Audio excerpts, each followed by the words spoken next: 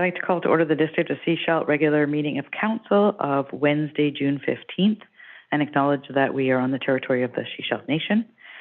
We have an amended agenda. We have in 5.1, page 13, the last two resolutions have had numbers added to them. They were missed in the first version that came out. And 8.1b, that's the actual bylaw itself. I don't have page number. Page 22, right? Okay, the year is changed in the new one to reflect what it should be reflecting. We've also added a report 10.6, report from Lucy Clark, Community Services Coordinator. We will also have the Telus delegation presenting just prior to item 10.1, and they're with us already. Any other additions or deletions to the agenda? Thank you. Any declarations of conflict? Councillor Kuster? I'm going to step out for 10.1 because my company I work for was just asked to bid. So, thank you. All right, so I'd look for a motion to adopt the agenda as amended. Moved, seconded, all in favor? Thank you. And I'd look for a motion to receive the staff reports. Moved, seconded, all in favor? Thank you. So, appointments and delegations. We have Catherine Pedretti from Kinnickinnick Elementary School. Please come to the microphone, and you'll have 10 minutes to present. And if you push the button in the middle, your microphone will turn on. No, you can. It moves down. You can pull it right down. It works. Thank you. Well, hello. I'm Catherine Pedretti from Kinnickinnick Elementary School. I'm the child care worker at the school and work as part of a team there. What we're interested in as a group, we've come together for a few meetings now, is creating a healing forest in the back of Kinnickinnick Elementary School. There's a forested area that is SD 46 land that currently is alder and kind of just a wild area. And the reason we're interested, or I should say at first, I had learned about the National Healing Forest Initiative, which is a partnership with the National Healing Forest Initiative and the David Suzuki Foundation, which have partnered to offer 10 grants per year across Canada. This will be their second offer of 10. There are already 10 places across Canada who have created a healing forest to create spaces where Indigenous and not Indigenous people come together in the spirit of reconciliation to heal, reflect, meditate, talk, share, and build respect and understanding. Why this appealed to me when I first read about it is that Kinnickinnick is a unique school and an amazing school in that over half of our students are from the Sechelt Band, and we already have a very active language and culture program with our language and culture teacher and two supporting teachers that bring our Indigenous and non-Indigenous kids into the classroom for weaving, for language. They go out into the Kinnickinnick forest, walk the trails, learn about the seasons of the year, the coyote dance, the medicinal plants. It's a wonderful program that our kids really look forward to from the band and also the non-Indigenous kids.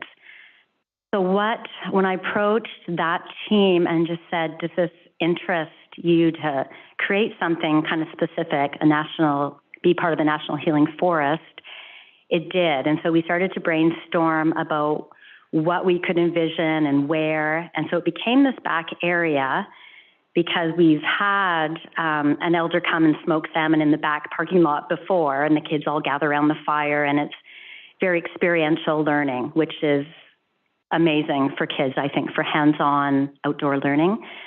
And we're like, what if our back area, there was a gate created, we go back into this forested area, we clear some space, build some trails, put up signage of native plants in both English and the Sechelt language, that the teachers could go around and explain the cultural use, the medicinal, the spiritual sense of those plants. We also envision like a lean-to or an outdoor classroom. That's been a vision of this team for a while. And so it kind of spearheaded, wouldn't that be amazing to take our kids out there and have a place in the winter where we do this teaching and learning outdoors.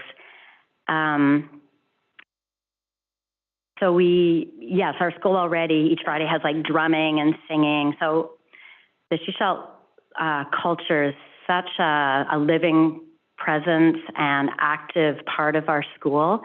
So I think that's what drew me to this initiative, was just saying, wow, that kind of sounds like us. It kind of furthers what we're doing.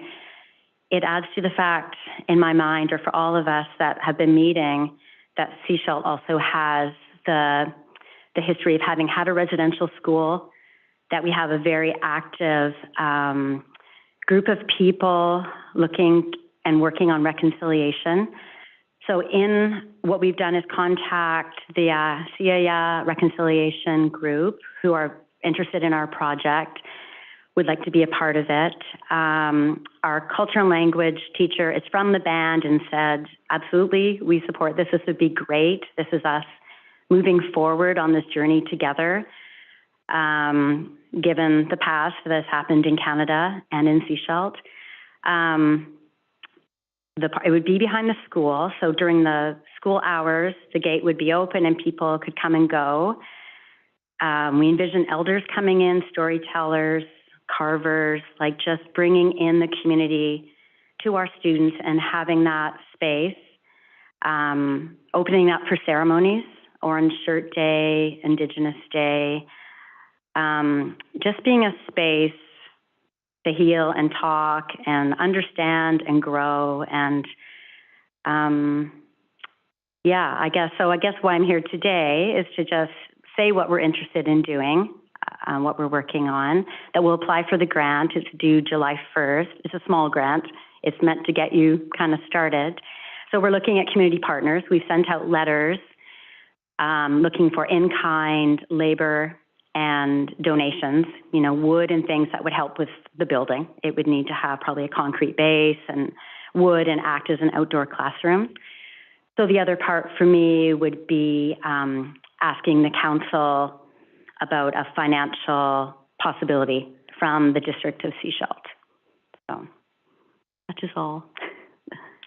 Thank you. Council, any questions, comments?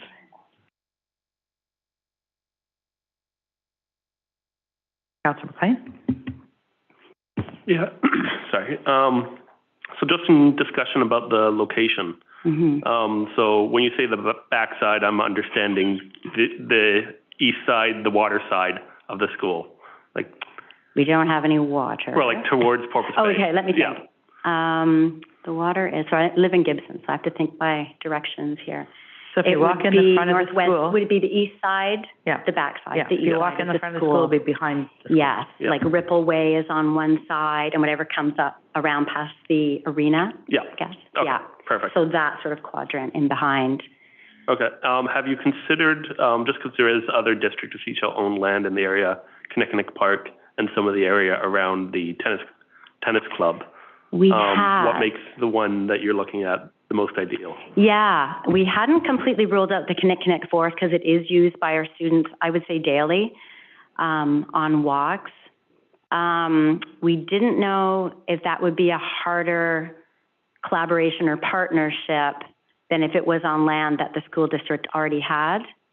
So that was us thinking maybe this is the easier way to move it forward, but not opposed to it being back. That would be more public, so I guess there was some worry of vandalism or, would signs be, I would try to have quite permanent signs, but would they be kind of trashed or and how close would it be? Like, would it be the far end or up by the soccer fields?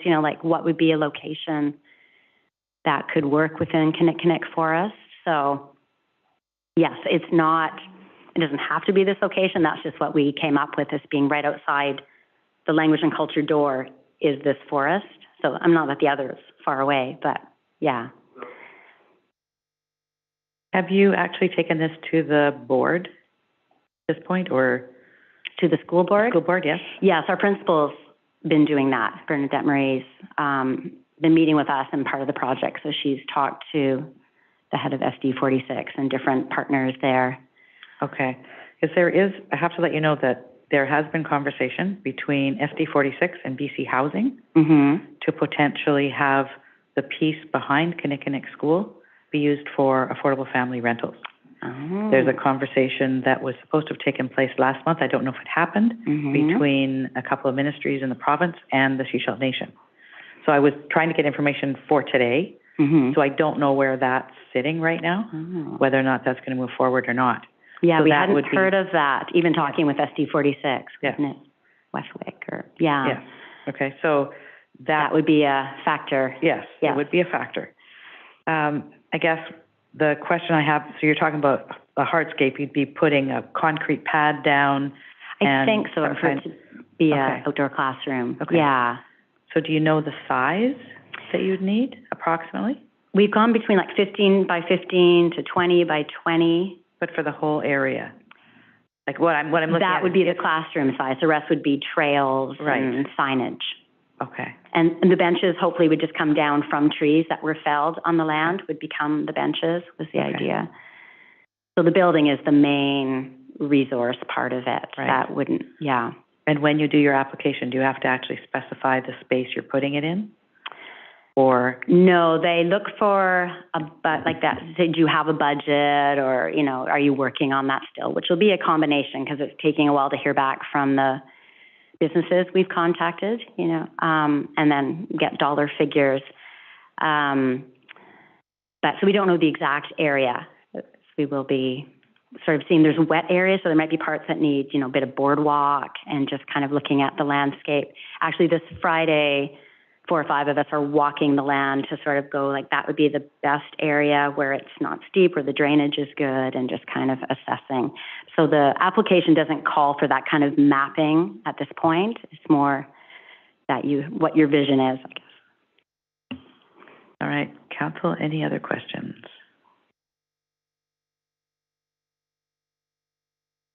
No questions, comments? So your request in your delegation, you indicated you'd like a letter of support and possible funding towards the project. Yes. The letter of support probably is fairly straightforward. The funding would be more difficult. What kind of timing would you be looking at in putting this together? We can spread it over a while, like, given that we end school next week, so we'll have another couple meetings. I'll get the application sent in.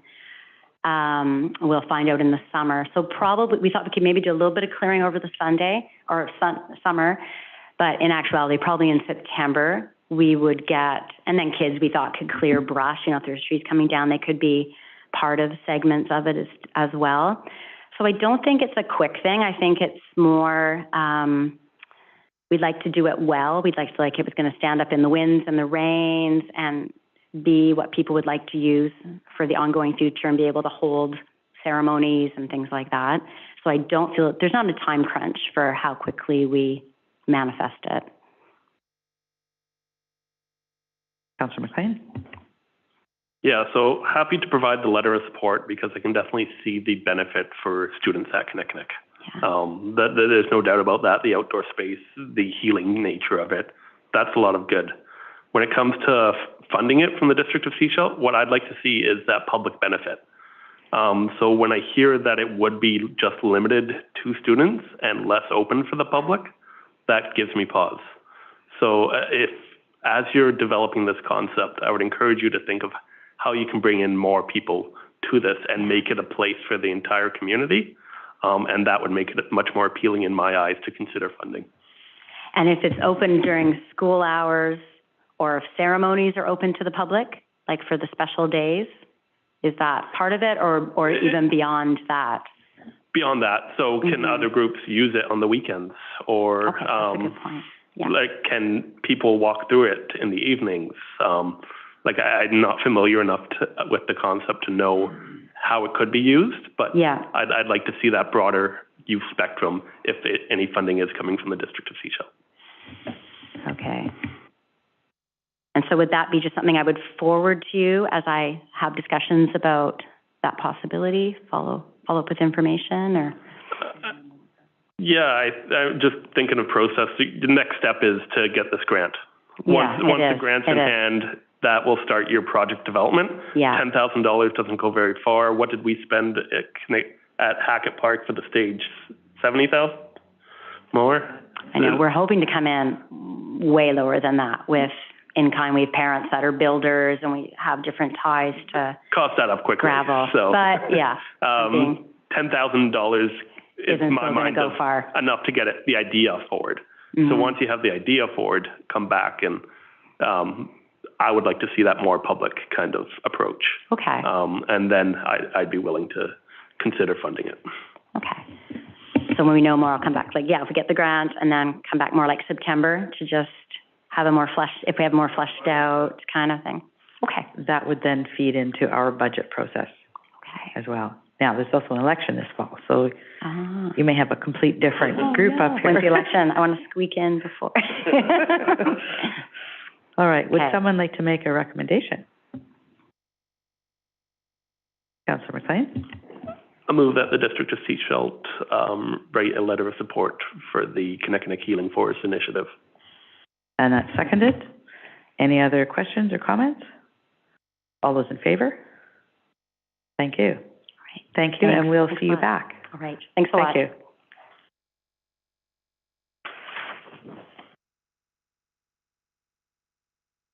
Moving on to item 4.1. This is a proclamation for World Elder Abuse Awareness Day, June 15th, which is today, 2022. Whereas seniors of the District of Sechelt are valued members of society, conveying a wealth of experience and wisdom in our community, and deserve to live with dignity and respect. It is our collective responsibility to ensure they live safely and fully in a community that cares about them.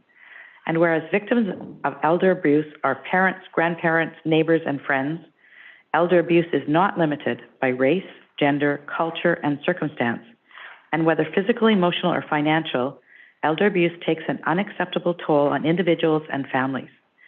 And whereas seniors who experience abuse or neglect face a heightened risk of health-related complications, and financial abuse can rob our seniors of the security they have built over a lifetime, tragically, many older adults suffer in silence, burdened by fear, shame, or impairments that prevent them from speaking out about abuse. And whereas preventing abuse of older adults will improve the quality of life for all seniors and allow them to live as independently as possible and serve as leaders, mentors, volunteers, and important and active members of this community, contributing to the vibrancy of the District of Sechelt. Now, therefore, I, Darnelda Seegers, on behalf of the District of Sechelt Council, do hereby proclaim that the day of June 15th, 2022, shall be known as World Elder Abuse Awareness Day in the District of Sechelt. Moving on to item 5.1, this is minutes of the regular council meeting of Wednesday, June 1st. Any errors or omissions in these minutes?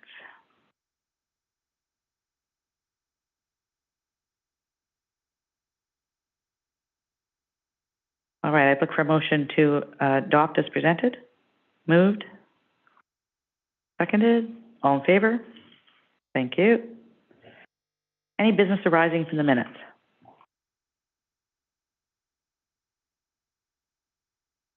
Seeing none, we'll move on to item 7.1, Advisory Planning Commission minutes of June 7th for receipt. I'd look for a motion to receive. Moved? Seconded? All in favor? Thank you. Then we're moving on to bylaws. Item 8.1A, this is for 3 readings, Council Remuneration Bylaw number 608-2022, and we have a report from our Manager of Human Resources. Ms. Roberts, over to you.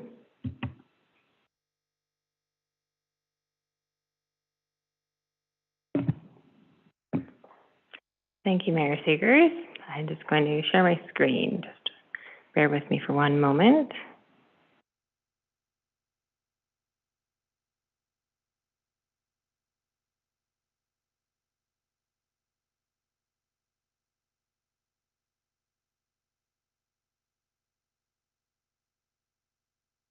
Oh, already moving. Okay, so tonight I am looking to review the bylaw for council remuneration. This was done by an independent task force that was recommended by the Committee of the Whole last fall as one of the three options to review council remuneration. I'm going to figure out how that, there we go. The purpose for tonight is to bring forward the recommendation from the Independent Public Advisory Task Force and to talk about the options that were informed by the task force. So these numbers are just above and beyond what was in the request for decision. So current remuneration for the District of Sechelt, our mayor is currently at $37,000.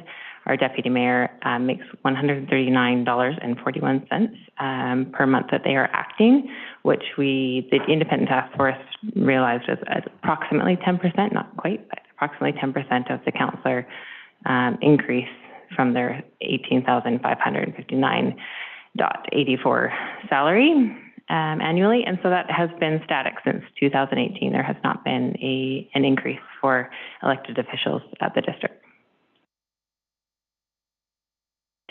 Some municipal comparisons just for consideration.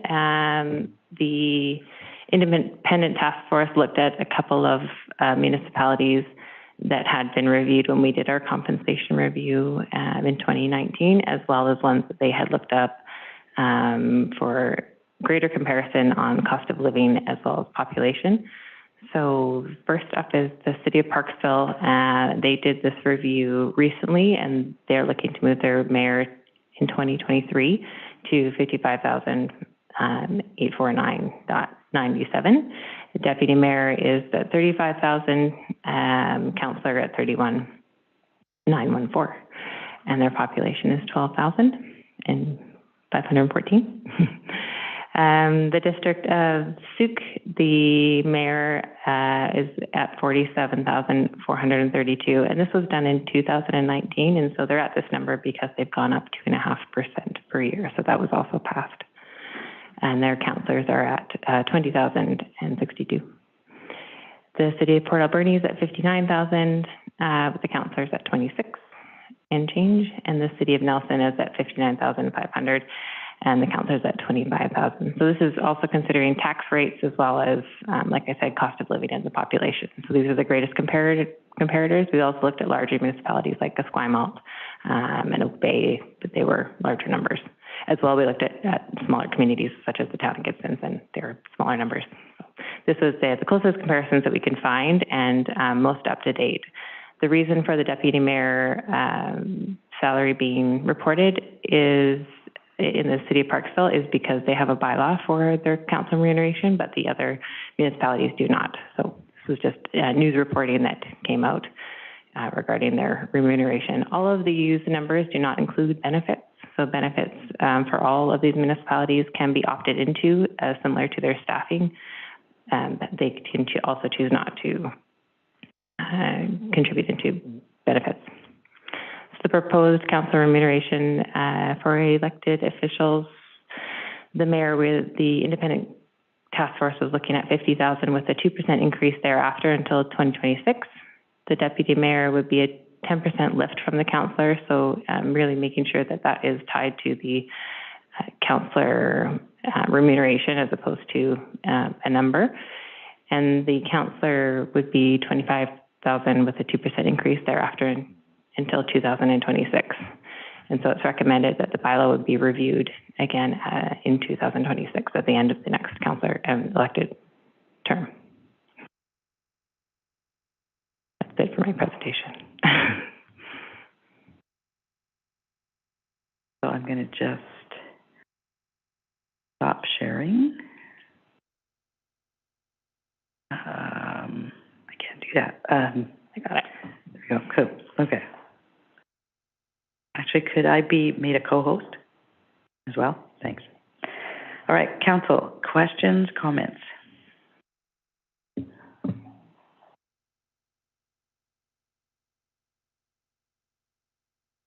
Nobody? Councillor Todd? No, Matt has had it first? Okay, sorry. I thought you had thought that was your hand. Okay.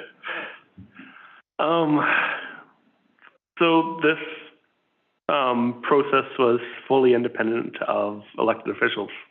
This is the first time seeing it since we said to create an independent process. So people at this table have been pretty left in the dark, and we're here at the end. So what I have to go off of is trusting the process. It's been outlined. I see there is an increase.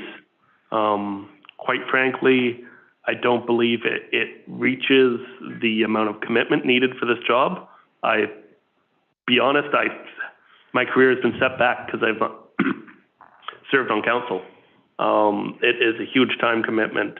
It is, it's not a full-time job, but it is an all-encompassing job. It is it's a lot. So what is a fair wage for that? I don't know. So there's a proposal here. I'm going to go with it. I hope the increase will help recruit new talent. I'm not going to be running again. So somebody can look at this and try and think of how they can balance council and whatever else they need to do. It's a very hard balance to strike. And the pay just makes it a little more easy to make everything work in your life, because quite honestly, you do need to reduce from a full-time job to make everything work and have a full commitment on this. So I'm in support. I'll trust the process and move forward. Thank you. Lindsay? I will just say, Councillor McLean through the chair, that all of this was discussed. There was discussion of in unprecedented territory to consider commission for councillors, to look at childcare options for councillors, recognizing that there is a huge challenge in this size of municipality of what we're asking our councillors and mayor to do, and then also to ask them to keep their full-time jobs. So there are larger organizations that do pay higher, but it's not an expectation that they would keep their full-time jobs. So we did find ourselves in a bit of a challenging territory to not want to ask everybody to be doing this full-time, but also to be paying equitably. And so that's where the municipal comparison came in. That said, everything was talked about, and number one was talked about how hard this council and has worked. So on behalf of the Independent Council, Independent Task Force, thank you. I'll just make a comment before I go to whoever else puts their hand up.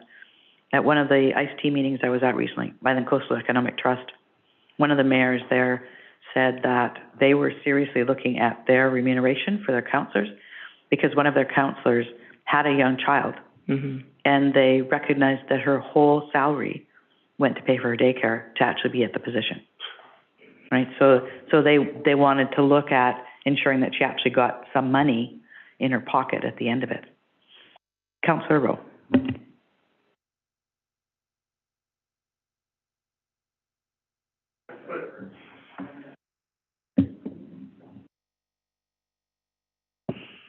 We're also polite. We're also Canadian.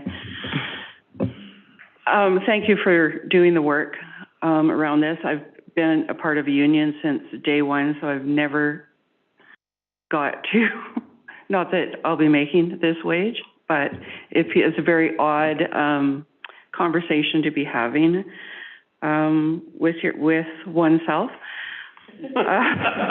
Anyways, I think we're a bit of an anomaly as well, because we are all still working pretty darn full time.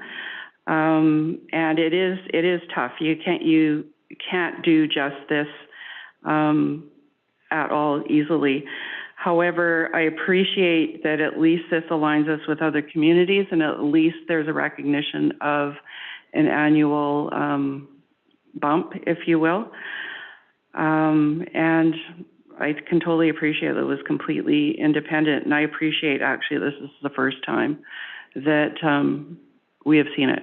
There's been no discussion around that, and I'm good with that.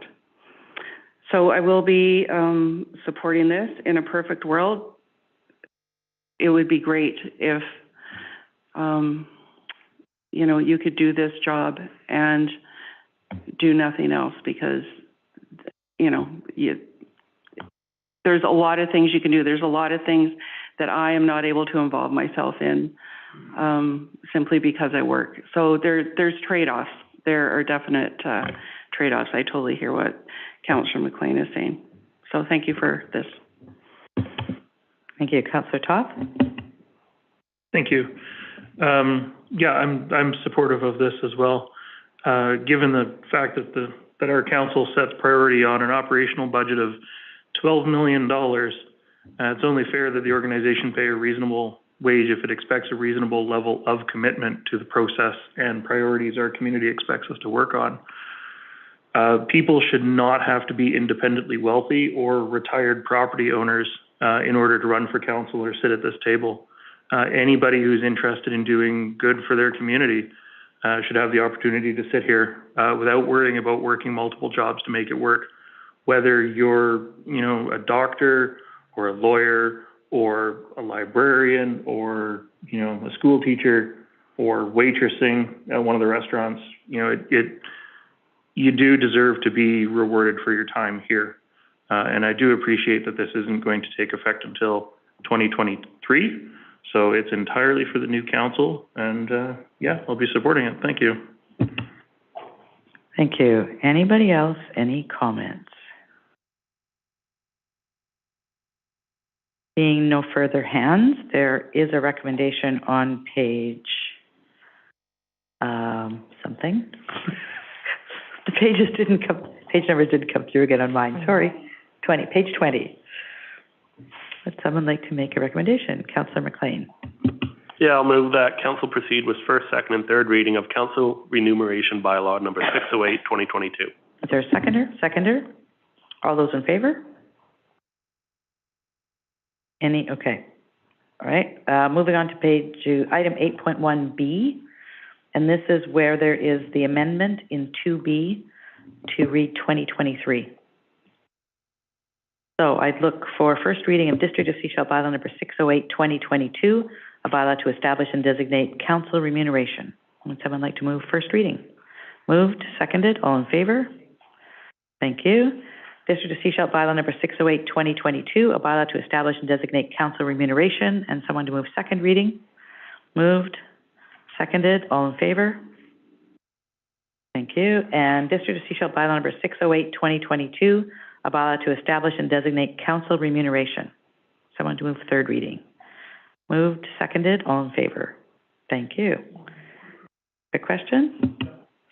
I know that time is running out leading up to nomination period and election, but is there an opportunity between now and then to look at developing roles and responsibilities for mayor and council that can be part of the nomination package? I don't know if that's corporate officer or staff or ourselves, but yeah, just so that anybody who is considering running knows a bit more about what the job entails. Thank you, Councillor Toth, through the chair. It looks like Joanne Frank might have something to say on this as well. We are looking at the roles and responsibilities as well as a new onboarding package for elected officials. Thank you.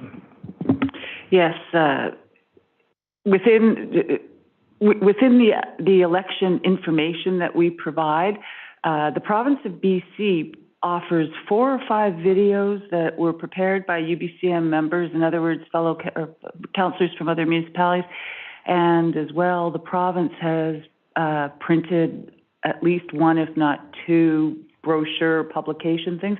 And we're just in the process right now of putting all the new voting information, updating our webpage and putting that on.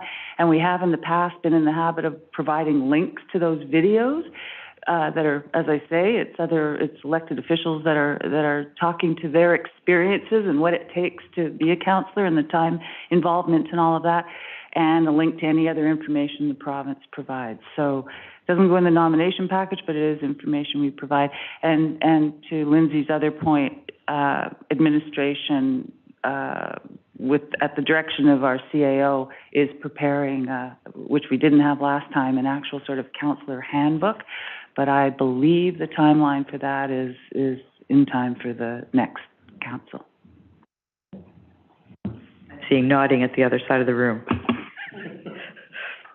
All right. Thank you for doing this. I know we were given a survey and asked some questions, and that's it. That's all we had to do with this. So even where you were at inside of, putting it together, we had no idea. So thank you for the work. Thank you. And please pass on our thanks to those who were on the committee with you. So we don't know who they are. So thank them on our behalf. I will. Thank you, Mayor Sears. And they did make up both private and public sector workers, just for reference. Right. Thank you all. All right, moving on to item 8.2. This is the voting amendment bylaw number 504-2, 2022, and it's before us for adoption. Did you want to speak to that? No, Your Worship, I don't need to. Thank you. So there's a recommendation on this page, number 2. Page 24. I don't know why I don't have page numbers. Everybody else has page numbers. I don't. It's okay. So you'll have to tell me page numbers. So on page 24, there's a recommendation. Would someone like to move that recommendation? Moved? Seconded? All in favor? Thank you. We'll move on to 8.2B. This is District of Sechelt Bylaw number 504-2, 2022, a bylaw to amend certain procedures for the conduct of local government elections and other voting. And I'd look for someone to move adoption. Moved? Seconded? All in favor? Thank you. Then item 8.3A. This is a bylaw to rename Sandpiper Road right-of-way to Brackett Road. And this as well is before us for adoption. And did you want to speak to it? Nothing to say? Thank you. Would someone like to move the recommendation? Moved? Seconded? All in favor? Thank you. Moving on to 8.3B. District of Sechelt Bylaw number 606, 2022, a bylaw to name a certain road within the District of Sechelt Brackett Road. And I'd look for someone to move adoption. Moved, seconded, all in favor? Thank you. No new business. We're going to move on to item 10.1. And we'll let Councillor Kuster recuse herself, and we will bring in the delegation. I believe most of them are already in. Yes.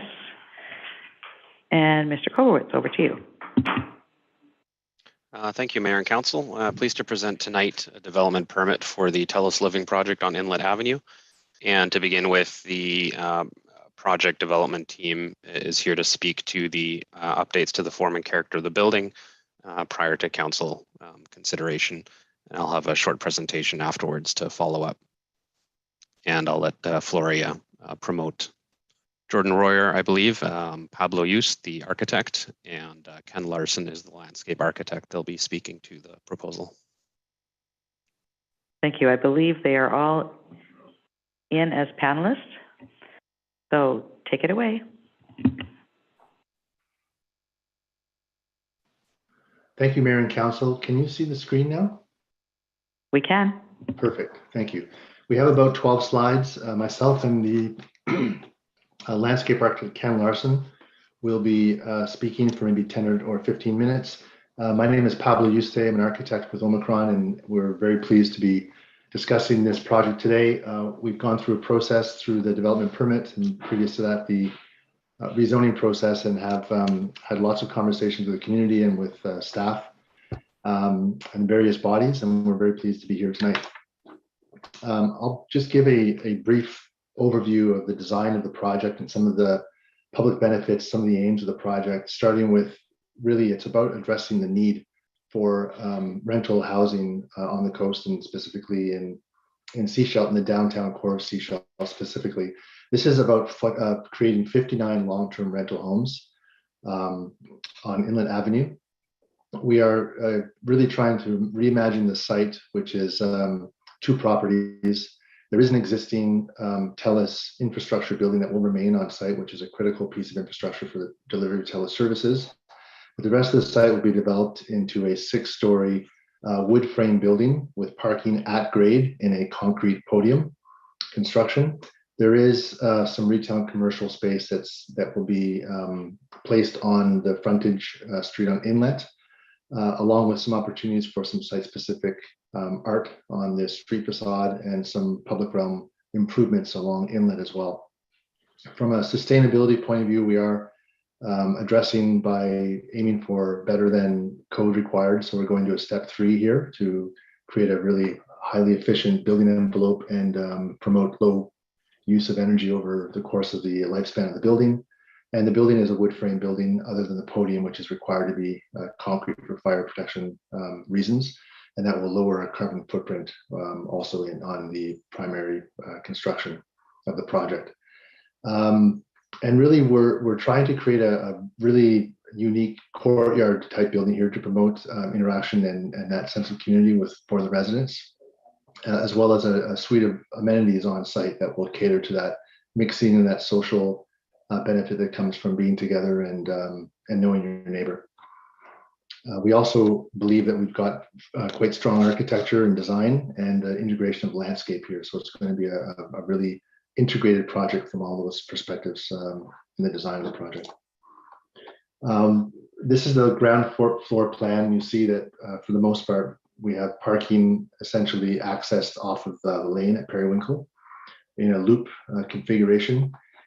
We have the main entry in the lobby for residents located here at the center of the block. And then next to that, we have a couple of CRU spaces that could be office space, could be retail or potentially a coffee shop type space on the frontage located next to the lobby. This purple building is the remaining Telus infrastructure building, which will stay there. And of note, we will be providing level 2 EV chargers in the parking garage, as well as a number of level 1 trickle charge opportunities for vehicles, both for the residents and the visitors to the commercial spaces on the frontage. On level 2, we essentially are at the courtyard level, which is the residential courtyard level. There are 5 stories of residential units from here on up to the top of the building. It was really important for us to develop a mix of units.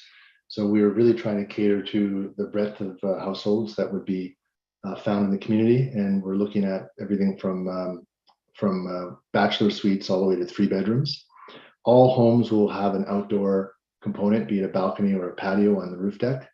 And we're mixing the units on the floor plate. So there'll be a variety of all units mixed on the floor plates, so that we have, we don't have one floor that's just 1 bedrooms or one floor that's just family. There's a good mixing that we think is also conducive to that social aspect of the project. And we have, as I mentioned, some really good amenities planned for the residents in terms of space. Come out of your own unit to find some workspace, fitness space, and some outdoor decks as well. And of course, the courtyard will be activated by the residents on occasion. It's a place they can come together and have communal time. Unit plans, briefly, as I mentioned, are a number of different sizes. In the majority would be between the 2 beds and the 1 beds. We also have 5 3 bedrooms, and of note, the 2 bedroom units, we have 6 adaptable units, so that the aging in place can happen in those units. I'll pass it on to our landscape architect, Ken Larson. Thanks, Pablo. I guess there's no mystery. You live in a beautiful part of the world, and we took our direct inspiration from the coastal landscape, the ecology, textures, colors, and this has been represented through in the detailing, the planting, and how we're thinking about the landscape. And I think the quote, or not the quote, but the meaning of seashell, the land between 2 waters, directly influenced how we were thinking, how we would treat the landscape here. Next slide. As Pablo mentioned, the courtyard is the focus of how people can come together. And we really thought long and hard about how do we make sure we get enough daylight in there, protection from the wind, but we wanted to make sure there was enough soil in there to get some really nice trees to act as a focal point, but also place of visual interest, but also to create shade and a place to gather around. And there's enough space there for tables, chairs, dining, even a small area for kids. The street level has been quite activated. We've gone for a more village character feel. So bringing streetscape and planting into that boulevard, still allowing lay-by parking, lighting and seating to really animate that street level. Each unit gets very spacious patios, and there'll be a green roof on there, combined with beach cobbles and beach logs to really enhance that habitat feel, but also help with stormwater collection and so on. There's an amenity building roof deck with outdoor gardening and kitchen facility and so on. Next slide. As mentioned, plantings take the direct influence from that coastal environment. They're quite tough, resilient, but also quite beautiful. They act as pollinators as well. Materials are very durable, natural, rugged, yet meet that modern village vernacular, and really brand Telus as a great place to live, but also quite responsive to its local geography and site and so on. That's the landscape presentation. Thank you. Thanks, Ken. Just a few more slides now. We really wanted to point out that through the process of working with staff and community, we think that we have a better project for all the comments received, and some of the issues that we were challenged with have essentially resolved, I think, in a way that overall provides a better project and a better offering to Seashell, both for residents and for the community at large. Specifically, we have improved the facade. At one point, we had a fairly monochromatic facade with not a lot of differentiation, and we've managed to, through some of the comments received at APC and staff, to create more vibrancy in the facade by altering in subtle ways the roof line of the building, moving some of the balcony locations around to take better advantage of western light exposure. Color choices in contrast and alternating color, as well as adding some wood accent materials to the facade. We've also quite significantly expanded the size of the courtyard, which originally was probably 30% smaller. And that was directly because of a comment and discussion around light penetration, not just for natural light, but also for allowing landscape to grow there, something that's more mature and not just smaller potted items. So we have larger trees that will change and foliage color over the year and provide some shade there in the summer as well. And then, of course, the public realm along the frontage on Inlet has also benefited from quite a bit of scrutiny and some good discussions, and we've altered that to really hone in on the right mix of commercial on the frontage, while respecting and balancing the fact that we do have parking at grade behind a portion of the frontage. High water table and the cost of construction to deal with that high water table makes it quite difficult to go below grade with parking. And we've managed to increase the parking count while maintaining and enhancing the frontage. So I think we've come to a pretty good balance there. The next few slides are just renderings, and I'll just quickly go through them. So again, this is the frontage on the Inlet. We have the commercial spaces on the left-hand side. The main building entry for residents is here. And then we have a location here really of an opportunity here to liven up these two blank wall locations with some site-specific art that will engage with the community and with Seashell with the terms of reference and a process to choose and select an artist and some work that will go here. This is the same frontage, a bit of a pullback showing the full frontage. It's going to be really a very positive development for Inlet Avenue. Currently, there's a number of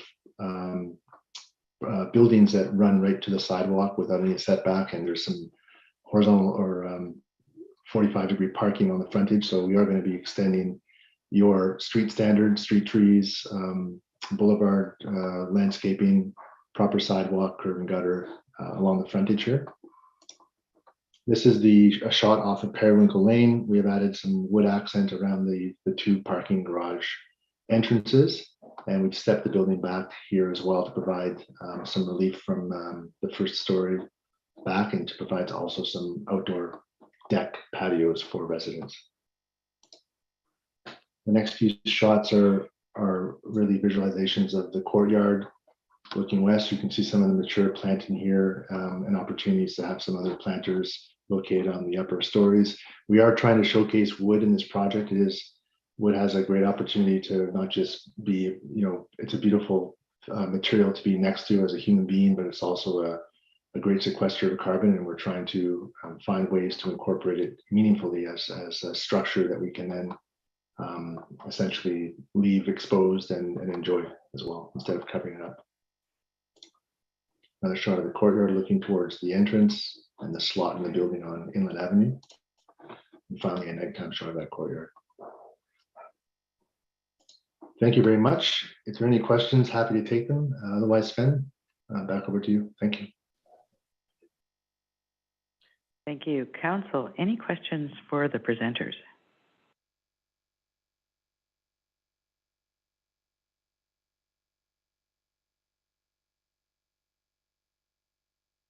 Questions? Comments? Councillor Lamb? Sure. I was just wondering, is there been space allocated for bicycles in this building? Yes, we have a bike room as well as a place to repair and wash bikes located on Inlet at the far south corner of the building. So there's direct access either from the street or from the parking garage.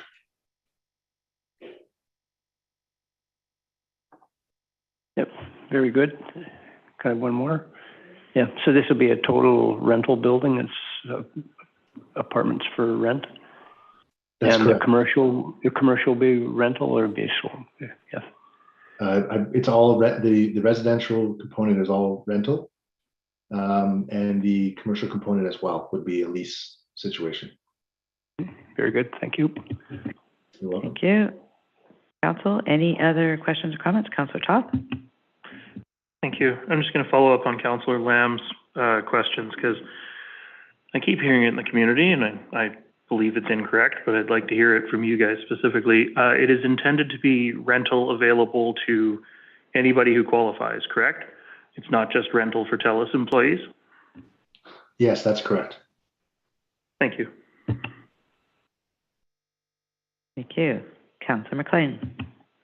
Yeah, just a quick comment. I appreciate the design revisions that were brought forward based on the APC comments. I had a few of the similar concerns, so the articulation is nice that you changed up. And I think preventing that blank wall is going to be quite important. So that art project, I think, is a really good opportunity to showcase Seashelt. It's always a good day when we can get art involved with our development projects, and kind of let some of our local artists shine and show the coast. What's our motto? The heart of the Sunshine Coast, with emphasis on art. So thank you for that. Thank you. Any other questions or comments? I have to say, I really like the design. You've articulated it well. It's not a box, right? It's very welcoming, and the streetscape is very. It fits right in. It makes for a walkable downtown. So thank you for that. Thank All you. right. No. Thank you. Thank you for being here. We'll turn it over to Sven. Thank you. I'll just give a brief presentation just on the process side of things. So as noted, this is for council consideration of the development permit for this project. Again, this is the site is located on Inlet Avenue in downtown Seashelt. It does have the downtown center OCP designation. There's a concurrent rezoning application that council has considered and given third reading to, and created the CD46 zone specific to this site, allowing for up to 60 rental units, although there's 59 proposed at this time, up to 6 stories, 2.3 floor area ratio, and as well as a variety of commercial uses permitted. The property is affected by development permit areas for form and character, For DPA 6, our downtown center area, and DPA 7 for multifamily residential. Again, the proposal is for 59 residential rental units. These will be secured by housing agreement. There's 270 square meters approximately of ground floor retail or office space, at-grade parking, open central courtyard concept building, and rooftop garden amenity spaces for residents. As Pablo noted, there's quite a mix of units being proposed, from studios all the way up to 3-bedroom units. The conditions of adoption associated with the rezoning process include conditional approval of a development permit for form and character, and that's what's being presented for consideration tonight. In addition, other conditions of adoption include registration of a housing agreement to secure all of the units as market rental, and that'll be forthcoming at a future council meeting, as well as a community amenity contribution of $1,500 for 40 units, which is a total of $60,000 that will be required to be paid to the district prior to adoption, and to address recommendations from the traffic study that was done to the satisfaction of the Director of Engineering and Operations, and that work is underway as well. There was also a requirement to consolidate the lots into one fee simple lot, one legal real estate entity, and that has been completed. The development permit areas that are being reviewed are Development Permit Area 6, Downtown Seashelt. There's a number of objectives that the official community plan lays out, and guidelines are provided in order to achieve these objectives, and mainly to create a strong sense of a downtown, vibrant urban streetscape, high quality public realm and streetscapes, and to ensure that the design elements of new buildings visually connect with the downtown area. And for the most part, this does have a great deal of guidelines that are oriented towards the pedestrian experience at the street level, and integrating fairly contemporary West Coast designs, which we feel this building does achieve. DPA 7 multifamily residential focuses more on the livability of multifamily type developments. And again, this development does provide a great variety of amenities for residents, as well as a very livable environment. Guideline review consisted of staff reviewing all 170 guidelines provided in DPA 6 and 7. We determined that 39 were not applicable to this type of development or this particular location. And some revisions were made based on staff feedback and APC comments. The applicants briefly went through that in their presentation. The ones we'll focus on were revisions to the balcony on the west elevation. As noted, the image above was the original elevation along Inlet Avenue, and the balconies on the white portion of the building there were relocated to bring some greater articulation and symmetry to the building on Inlet Avenue, and to improve the view of the building from Mermaid Street down towards Inlet. Enhanced commitments to electric vehicle charging were made. Staff are requiring that a minimum of 25% of all residential stalls would be EV level 1 ready. So that's a standard trickle charge outlet available at the parking stalls. 6 spaces are being provided with access to level 2 chargers. And it's likely that the project, once at the detailed building permit drawings are prepared, that the applicants will exceed those numbers. One final item was concern around the facade of the parking facade, or the facade of the parking structure, as it did create an uninviting streetscape potentially. So staff are proposing that the developer, the applicants commit to a public art plan. This is a condition of the development permit and associated with a security deposit. And a commitment has been made to commit up to 0.25% of the project cost to facilitating public art components as part of this development. And the goal of that is to mitigate the impacts of this facade along Inlet Avenue by creating an interesting public art component that'll articulate those walls, as well as create a feature of the development. Public art plan has been provided that was prepared by the applicant, and they'll be engaging with an art consultant to develop a public process, working with our arts and culture coordinator to achieve an excellent outcome on this project. And again, that will be as a condition in the development permit. So staff are pleased to provide a recommendation for this development that considering the context and type of development, we believe that sufficient objectives and guidelines have been met to recommend approval, and that approval is conditional on the adoption of the related OCP and zoning bylaw amendments. Thank you. Thank you. Council, questions, comments? Councillor Lamb? I was just wondering if anyone has an idea of how many units are in the Cozy Court Motel.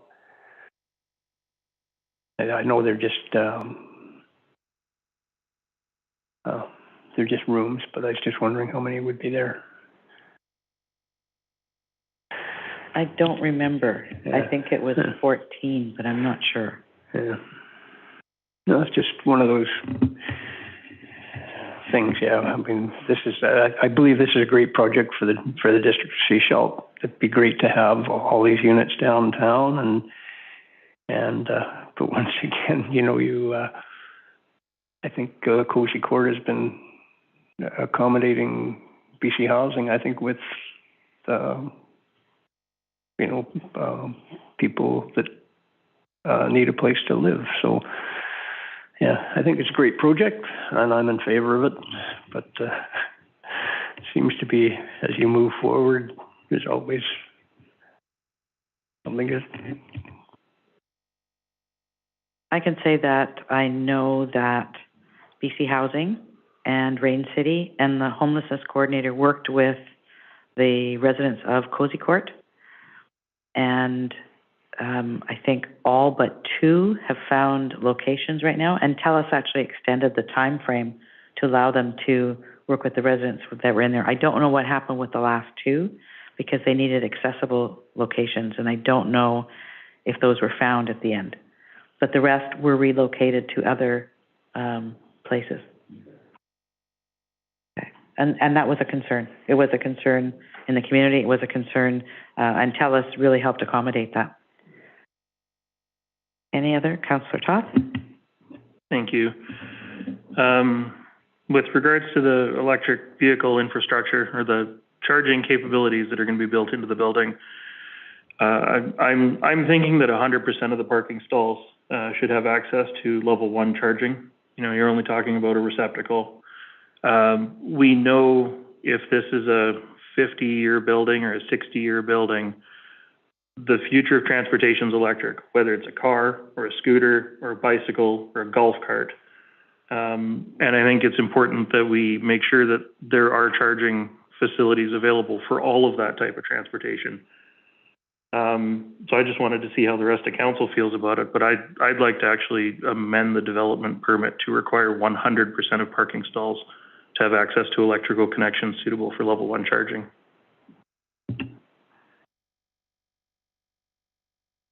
Is there a seconder for the recommendation? Seconded? Yeah, seconded. Thank you. All right. Councillor Lamb. Yeah. Had an interesting conversation this winter with a fellow, and he was the superintendent for a couple of automobile manufacturers down in, I'm going to say it was in the southern states, but it was Volkswagen, Daimler, Mercedes, and Audi. And their focus is to have a hydrogen car on the road. So I'll go to 50% with Councillor Scott. Yeah, I agree. And you know, it's not just cars that you may want to charge down there. I think there's an ability to split it, where you have the receptacle splitting the stalls with a 20 amp, and each car can plug in and pull some power. It makes perfect sense to do it that way and have access for all. So I'm in favor of it. Thank you. So there's a recommendation on the floor that 100% of the stalls have electric charging stations. Yeah, Mr. Kovowicz. Thank you, Mayor and Council. It is certainly a discussion worth having. I would want to give Pablo, the architect or the applicant, to perhaps weigh in on whether they're aware of any technical issues to achieve this. If there's no issues, then I have no problem with amending the DP on the fly. But we may want to ensure that there's no technical barriers as far as power provisions with BC Hydro and things like that to make the commitment at this time. Thank you. Would the applicants like to weigh in on this? Thank you, Sven, Council and Mayor. Sven, I'd like to have the opportunity to look into that, speaking with our electrical engineer, make sure that we have the service capacity to provide that and a feasible way to do that under the project budget that we have. But certainly it's something that we'd be happy to provide, provided those things check out. So let's you and I connect on this afterwards if we could. Okay, is it possible to make a slight amendment? What do we have on the floor right now? Excuse me, Your Worship, that all publicly accessible parking stalls in the Telus Living development must have level 1 chargers. Councillor Toth? No, it's not entirely accurate. Sorry, I had that 100% of stalls have electrical charging stations. Electrical connections suitable for level 1 charging. It is literally a receptacle in the wall or in a pedestal. Yeah, I'll leave it there for the moment. Okay, so given the potential issues with doing that, we don't know whether or not it actually can be done at this point within the budget and if power is sufficient to the site. Is there some way we could word this that would indicate this is the direction we'd like them to go, but not make it mandatory so that staff can work with them to provide as many as they can within the infrastructure? Looking for an amendment here potentially that will work for both sides.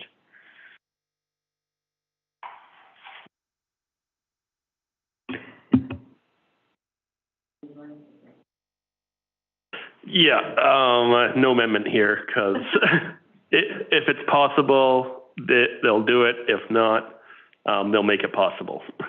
Sorry, I didn't phrase that well. If it's not mandated by the District of Sechelt, but it is possible, it's an easy win. It's something easy to do. But if it is harder to do, it's just going to cost more money. Because anything is possible, it's just a matter of how much it costs.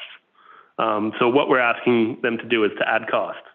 Yeah. But I believe this is in benefit of future residents long term, not just car owners, bikes too. E-bikes are going to be a great option for this place, scooters.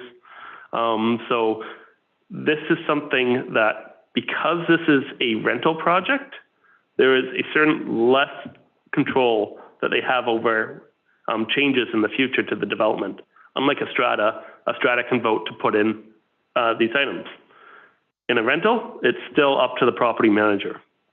So as the District of Sechelt, we should hold rental projects to a higher standard to protect those future inhabitants. So I think I'm in full support of 100%. Councillor Toth? Thank you. The change from 25% to 100%, you're only looking at adding some form of charging receptacle to 54 parking stalls, which, if they're shared between two stalls, like Councillor Scott suggested, you're talking about 27 receptacles. You're looking at maybe a $5,000 cost on a multi-million-dollar build.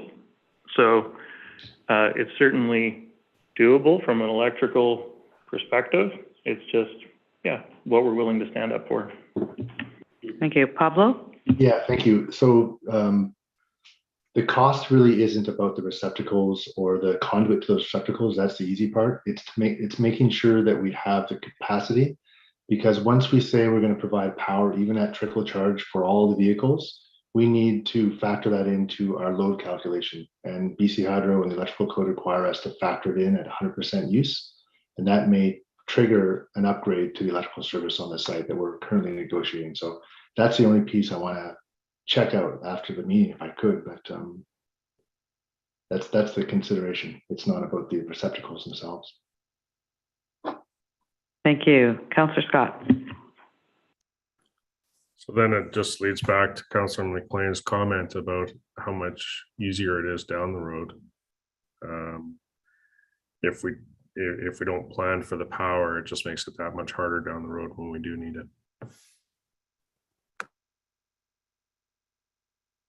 Thank you. Any other questions or comments on the recommendation that's on the floor?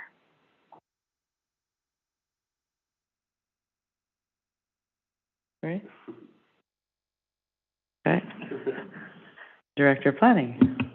Thank you. It's interesting question, and I do think we've heard from the applicant that they will need to have some time to look into this, look at, you know, with their design team, with BC Hydro and so forth. So we support this proposal and would like to see it go forward. But if adding this condition tonight, it might require a circle back potentially at the next council meeting to confirm results of their analysis.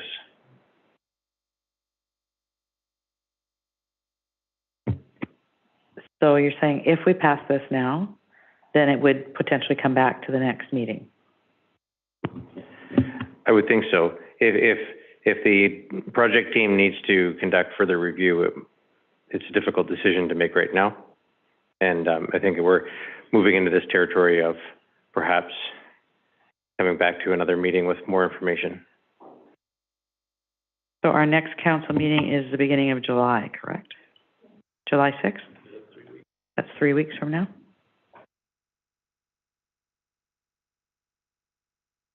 Okay, any other questions or comments on the recommendation on the floor?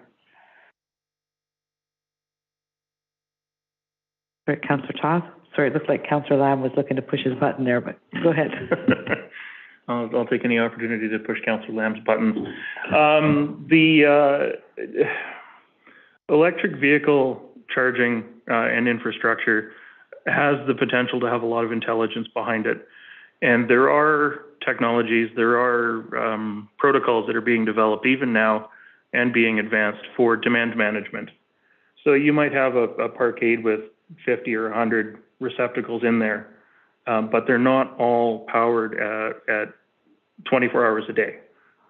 You've got demand management systems that can rotate through. So the load isn't necessarily 100% of the 100% of the receptacles, just from a technology perspective. Thanks. Pablo? Thank you, Councillor Toth. 100% agree with that. The demand management piece may be the key to passing this evening, if that's what we're looking for. Again, Telus is absolutely 100% interested in this kind of coverage for EVs, allowing us the ability to demand manage some of them so that even if we have receptacles for all of them, they may not all be hot at the same time, would really help us. I would feel quite a bit more comfortable around agreeing to that, as long as we're able to work some percentage of or some ratio of use through demand management, rather than all of them being on at the same time, which I think could be potentially be an issue for us.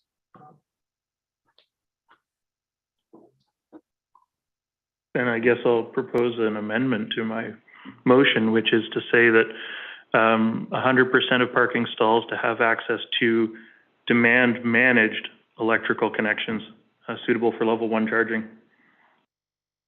Is there a seconder for the amendment? Councillor Scott, thank you.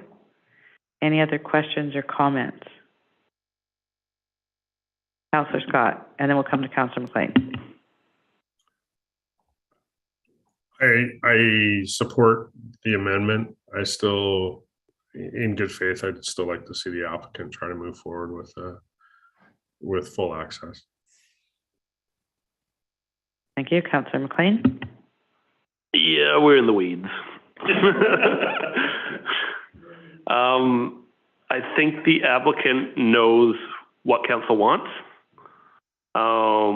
We want to see this move forward with the amendment that we 100% charging capacity or ability of some sort. But because we're in the weeds, I don't think we should be debating this right now. I think we should defer this. The applicant knows where we're heading. Come back next meeting with something solid, and we'll get out of the weeds back to the policy level that we should be working at. Speaking of which, we need a policy for this. We need to not be having these debates on a one-off basis.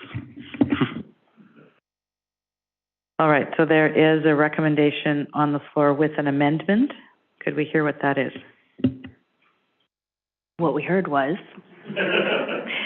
that 100% of parking stalls in the Telus Living development must have access to demand-managed EV charging connections. Not stations, connections. Correct. All right. Any other questions, Councillor Lamb? Yeah, I'm just wondering, obviously there's some good discussion around this, and the proponent here, Telus, is they understand we're moving, what the indication of council would be. But I'm just wondering if we can't approve this DP and, when we see them again, when we see the next thing, maybe they're going to come back and say, okay, we're going to get 75%, or yes, we did have 100%, but, I'm just looking at, giving them, just letting them know that we do support this project and that we want to see it move forward. And, we're holding it up for, maybe it's a $5,000. You're holding up a multi-million-dollar project for $5,000, and they get the idea that we would like to see this. So, Mr. Korowitz? Thank you. I just wanted to add, if it may assist council in their consideration, that the policy that staff and the applicant are working with are specifically related to a guideline in our development permit area, number 83, which states that developments consider providing electrical connections for electric vehicles and scooters. So that this is quite bare, and which is why we don't have defined targets. Obviously, our zoning bylaw doesn't reflect electric vehicle requirements, so there's definitely a policy gap in this regard. So we don't have, direct instruction for the applicants to hit any particular level, which was how we arrived at the original 6 level 2 parking, level 2 publicly available parking stations, which was then increased to 25% of all residential stalls being available. So there was an uptick in the amount of electrical vehicle charging available on the site, but this increase to 100%, I would say it would require further consideration just due to the engineering implications. Thank you. Thank you. Mr. Dillon? Thank you, Worship. I think one thing that needs to be considered is that Inlet Avenue is in our 4-year rolling capital plan for potential beautification. And going back to past work I did as a developer, I noticed that even just changing to something like baseboard heaters triggered a new transformer and upgraded high voltage lines.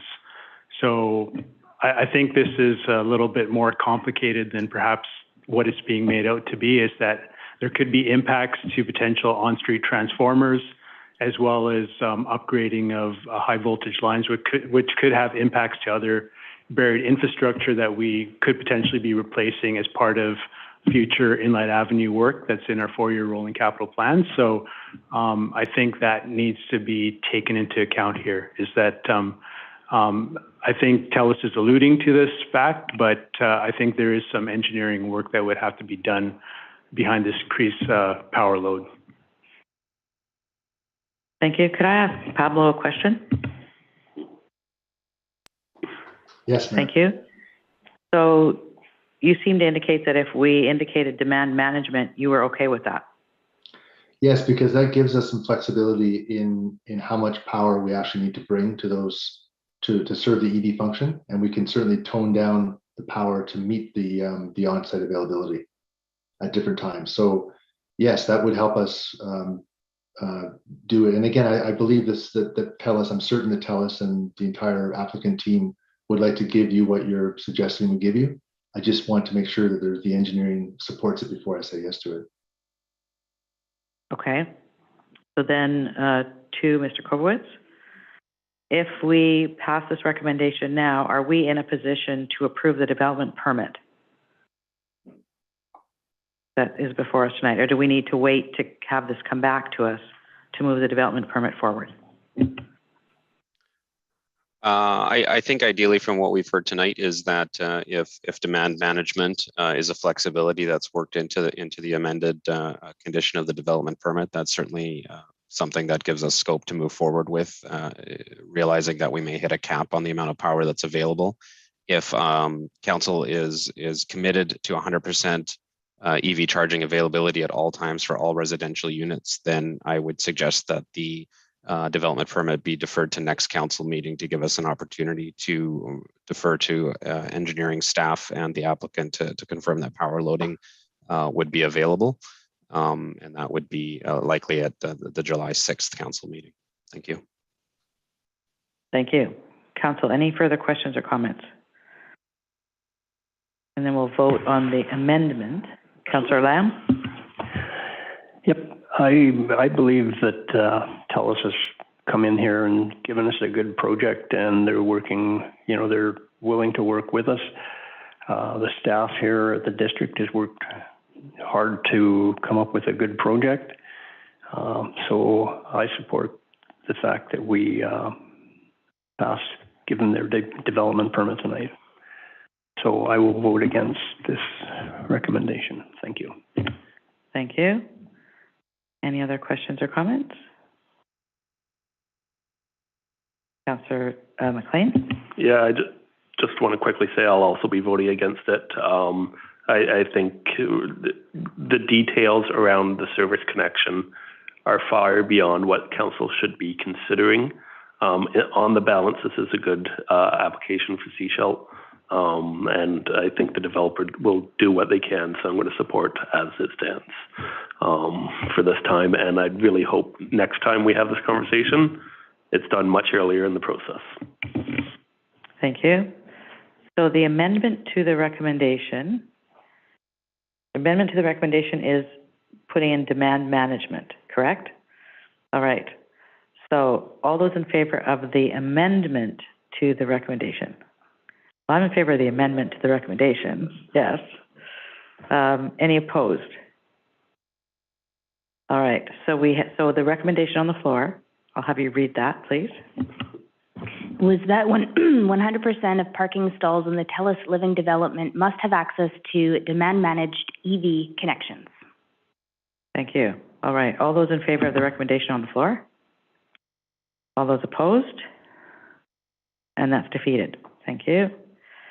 So we'll move on to the recommendation on page 32. Here's recommendation 2. What would council like to do? Councillor McLean.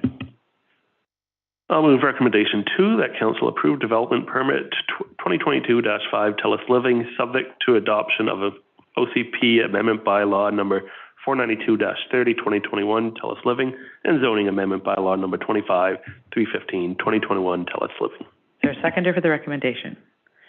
Seconded. All those in favor? Thank you. Thank you. Thank you for bearing with us as we worked our way through that. And we are going to bring Councillor Kuster back.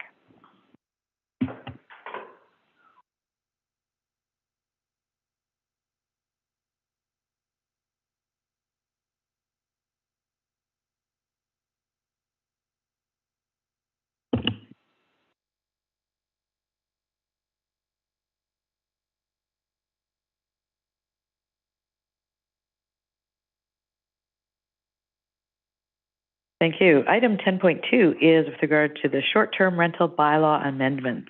And this is over to our Director of Planning and Development.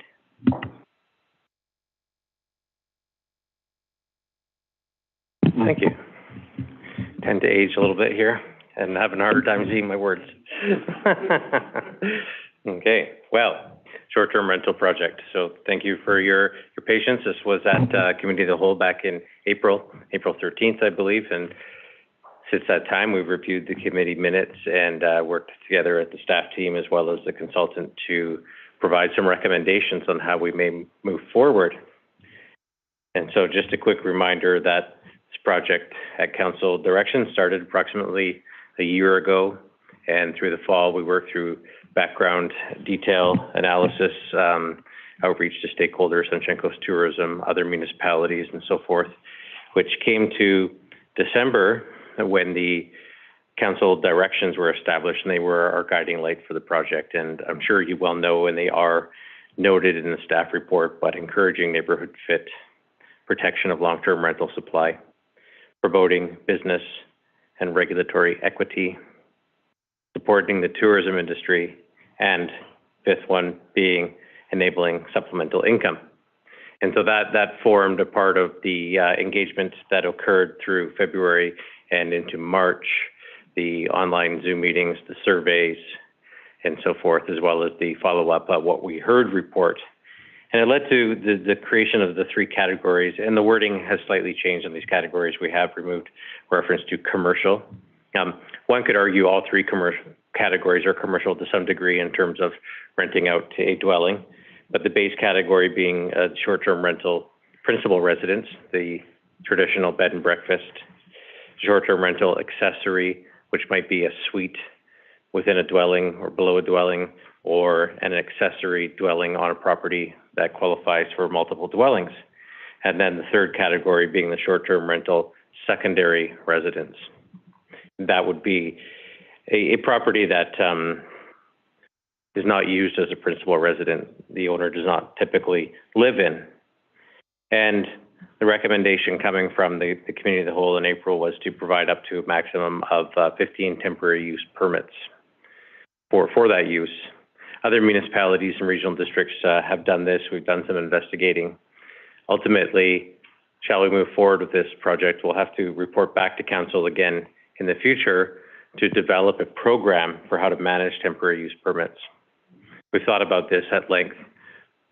Supposing there are 16 applicants or 52 applicants, for that matter, is it a pure lottery? Is it a value system based on a number of criteria and so forth, such as neighborhood support, being neighborhood fit, such as past performance and business license applications, other means of providing for longer-term rental accommodations, and so forth.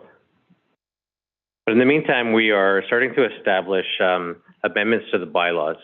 There are three bylaws that require amendment: the zoning bylaw, the business license bylaw, and the notice of enforcement implementation bylaw, which we call the BENS bylaw, the provision for fines and so forth. And so we have prepared bylaws. We're not seeking readings this evening. I should clarify the wording and the recommendation is a little bit less than 100% clear, but we're seeking endorsement on how to prepare and present these bylaws in the right order at a future agenda. And so I'll just go through them just a little bit. They are all attached to the staff report. And amending all three is critical toward establishing our regulatory scheme. Given where we are with zoning bylaw 580, we are at first reading. Our intention is to bring forward two reports in July. A report of July 6th summarizing the multitude of comments we've received through our public engagement. We've received some great comments that have been very helpful for us. We've improved the structure, the layout of that bylaw. But then followed by a recommendation for second reading in July 20th council. That's our plan. So you'll see an attachment on the staff report with some definitions and some terms, recommendations that we propose to insert into zoning bylaw 580 at second reading to carry on. It feels perhaps a touch late to start amending zoning bylaw 25 at this point, and it feels like the sequence would be 580 is the most appropriate. And we've identified amendments of the bylaw for the business license bylaw, and in particular replacing the Schedule B, which really outlines the operation of the business. It's important to have content in the zoning bylaw that says where short-term rentals can occur, as well as some definitions and so forth. But fundamentally, the operation of the business is best suited for the business license bylaw. And then, of course, notice of enforcement implementation bylaw establishing fines. Council direction was fines up to $500. It's best practice in bylaw enforcement to always seek compliance as first option. It's also best practice to only utilize fines as a means of accomplishing the goal. It's not, and so there are reductions for early payment and so forth, and that's standard practice within bylaw 515. And so that's what we recommend there as well. So you'll see those again attached to the staff report. There was one piece, recommendation number 8 at the April 13th Committee of the Whole referred to staff being directed to bring forward a report recommending application fees for each category. Yet there was also recommendation 11, which did have fees for the categories. And so reflecting on this, at the April 13th meeting, as many recall, it was a bit of a marathon meeting. We got through it. We came to some recommendations. At the time, everything seemed great in terms of, okay, we've got direction. But as we move forward, reflecting back, seeing these two recommendations that seem to be at odds with one another. And so we do have some recommended application fees that are noted in the staff report, and would like to just seek and confirm direction on that this evening. And so recommendations, I should say, to endorse us to start drafting the zoning amendments into bylaw 580 for consideration of second reading in July, as well as an endorsement of the bylaw amendments for 520 and 515 as proposed. Short of endorsement, of course, would be suggestions of modifications that council may have. And furthermore, a council direction for staff to develop a temporary use permit implementation program. We have some ideas. We've seen what other municipalities and regional districts have done. We've heard about the good and the less useful types of implementation. It's difficult to know precisely what will fit here in Sechelt. We have taken a regional approach. We're observing what Gibson's is doing. Some of our definitions are very similar. Gibson's, I would suggest, is taking quite a strong stance in terms of allowing short-term rentals. Sechelt does have certainly a long history of tourism, and we've heard from Sunshine Coast Tourism, we've heard from operators. That said, we've also heard from property owners, residents within neighborhoods who feel affected and impacted negatively by operations. So it's a complex decision. It's been an interesting process. We've tried the best we can to present the information we have, to hear opinion and feedback that came our way at the multiple meetings and so forth, and attempt to provide a regulatory scheme that may work well for the District of Sechelt. And so with that, I thank you and look forward to your discussion. Thank you. Council. Who wants to go first? Give you guys a chance. Councillor McLean. Okay. I want to thank staff for putting this together. There was a whole lot of work that went into the consultation side of this. And I was amazed that it came out with what is, for the most part, a fairly straightforward bylaw or set of bylaws and policies. For the most part, it's fairly easy to understand what you can and can't do. But I think there are some tweaks to improve some of that.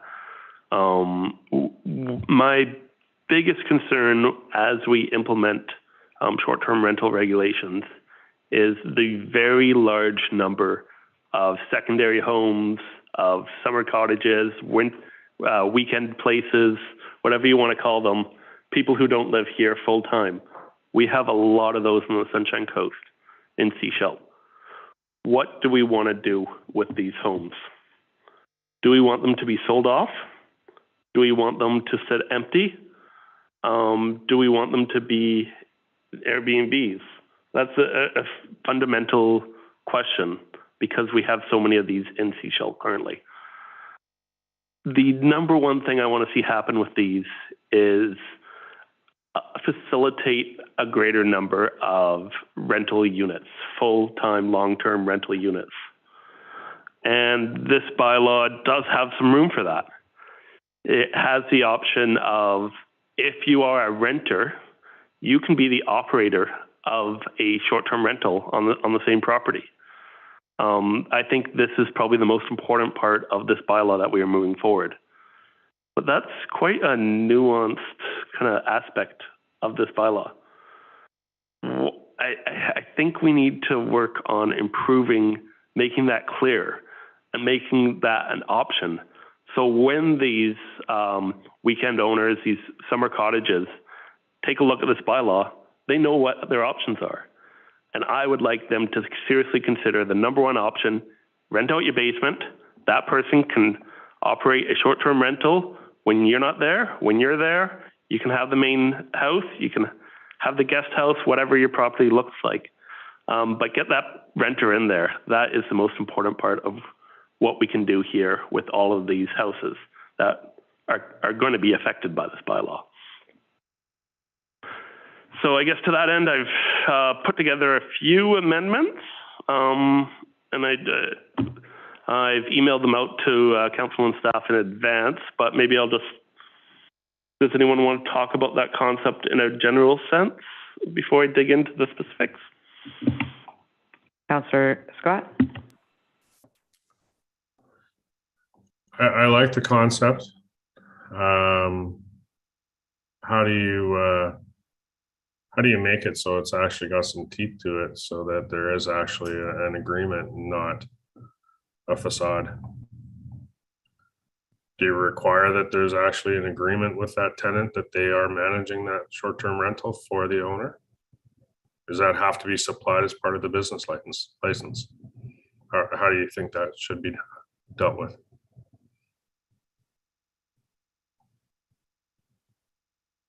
That to me or staff, because this is to you. currently permitted to you. in the proposal. It's me. Okay. Yeah.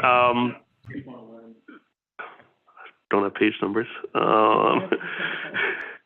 I think it's part of the conditions.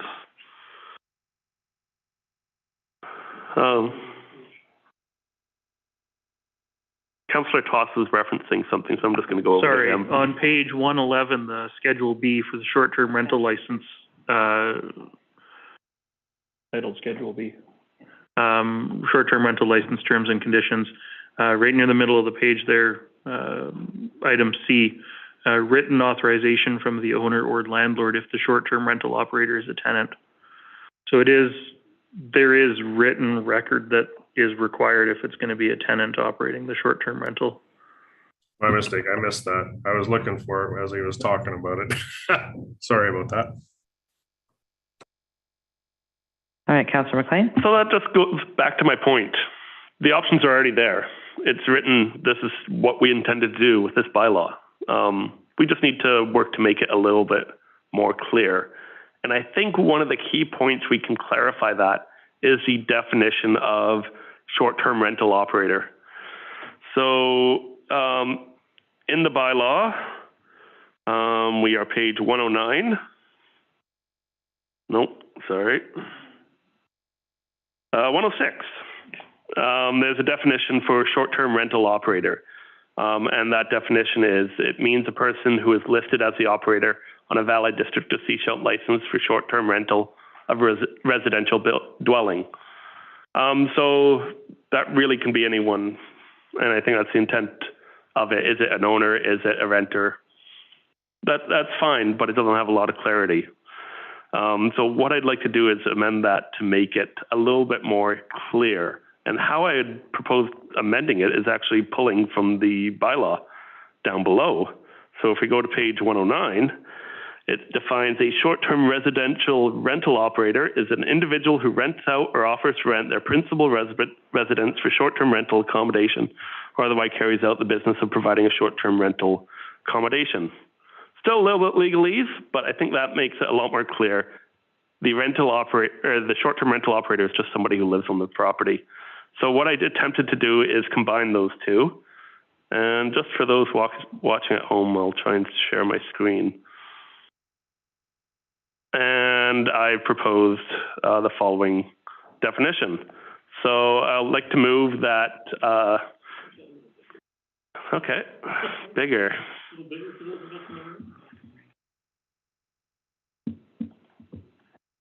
How's that looking? Okay.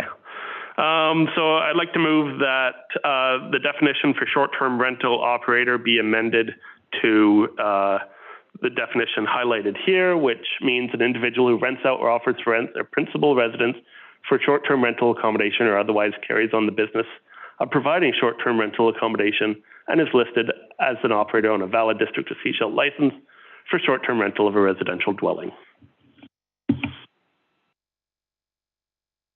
Council, questions, comments, staff, anything? Okay, seconded? Okay, it is seconded. Okay. All right, and I need to exit full screen so I can see. Council, any questions or comments on the recommendation on the floor?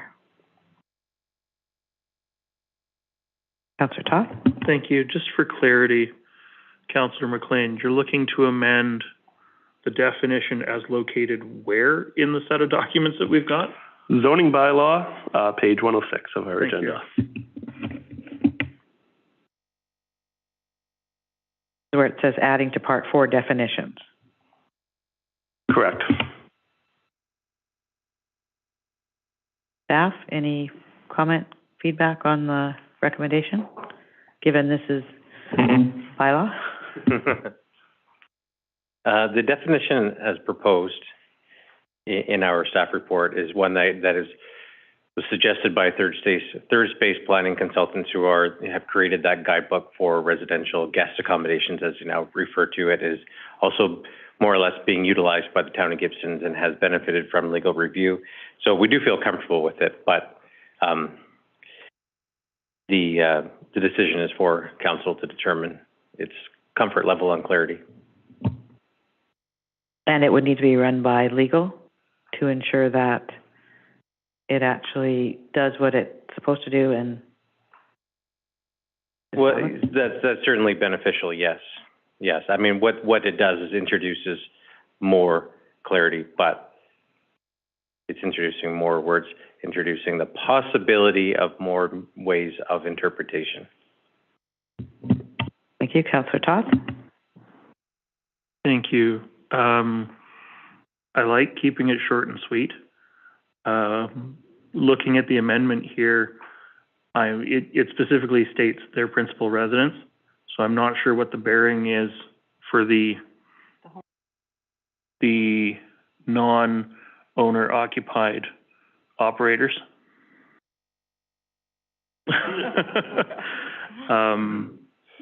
Yeah, which I think is sort of encapsulated within the original definition proposed by staff. Okay, so what I'm hearing Councillor McLean say is he wants it to be clear that it could be somebody who is renting the property, and what staff are putting forward is just that the operator is a person who's listed on the valid District of Sechelt business license. That's it. Councillor McLean. Yeah, so I guess in order to understand who is the operator, you need to go into the business license bylaw, and you're jumping around a fair bit. So this is just trying to clarify that. It's not changing the intent. It's just words to try and make it more clear to somebody who may not be as proficient in reading two bylaws at once to understand what they can do. I would disagree. Okay, so a short-term rental operator could be somebody who's got a commercial one. We're not calling them commercial anymore. It could be somebody who's a renter, or it could be the owner of the property. That's what short-term rental operator is. It's the one who's listed on this District of Sechelt business license. That's it. Where yours is more specific to a principal residence.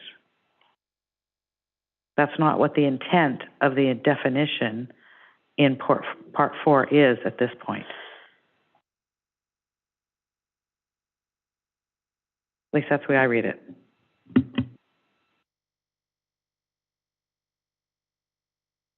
So I guess that brings up the challenge of how are we regulating the secondary residence. That's all going to be contained within the temporary use permit process, which we haven't defined yet. So it's challenging. I don't have a good answer to that because we do have this whole half of the equation, which we haven't quite defined yet. Right, and I think that's what staff need to be tasked with coming back with. Okay. We have a recommendation on the floor. Any other comments on the recommendation? Councillor Scott. Yeah, the whole principal residence piece kind of takes it out of the realm for me. Sorry, I was muted there. The short-term, as Councillor McLean's amendment talks to the principal residence piece, it doesn't address the broad scope of what that term is supposed to cover. So I think as it stands right now, unamended is the correct way to go. Thank you. Anybody else? Councillor Toth? Thank you. I still prefer the short version, but I wonder if Councillor McLean's version could be altered to say, rather than their principal residence, simply a residence. But we're so far into the weeds, I need a lawnmower. Councillor McLean. That's not the intent of my motion. Thank you. Anybody else on the recommendation that's on the floor? The recommendation is that the definition short-term rental operator, as on page 106, 106, is that correct? Be replaced with the amendment on the screen up there. Okay. Anybody else on the recommendation on the floor? All right. All those in favor of the recommendation on the floor? Any opposed? Thank you. That's defeated. Anything further, Councillor McLean? Okay, so speaking along the exact same lines, trying to create more clarity, going back to this idea that you don't need to be an owner to rent out a short-term, have a short-term rental on your property. So this brings up Amendment 2. So we are still on page 106 and changing the definition of secondary residence. So the intent here is to, I struggled with this because a secondary residence means a dwelling that is not an owner's principal residence. What about the renter case? A rent, in this case again, you can have a renter on your property and it's not the owner's principal residence, it's their secondary residence. But we want to encourage this to be rented out as a short-term rental. So I changed that from the owners to a short-term rental operator. So this does kind of go back to, it kind of relies on the other one, but it does stick on that issue of it could be more than just an owner renting out their property. It can be a tenant being the operator. So I'm going to move this amendment to amend the definition of secondary residence on page 106 to meaning a dwelling unit that is not a short-term rental operator's principal residence. It's a vacation rental, summer house, weekend home, or investment property. Is there a seconder for the recommendation? Seconded. Thank you. Okay, so I have a question for staff on this then.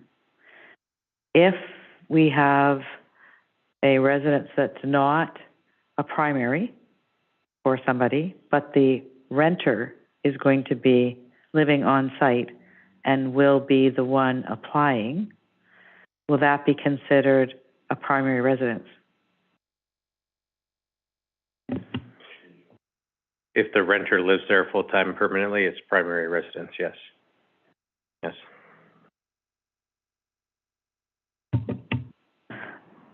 Okay, so I see what you're getting at with this one. Yes. Councillor Toth.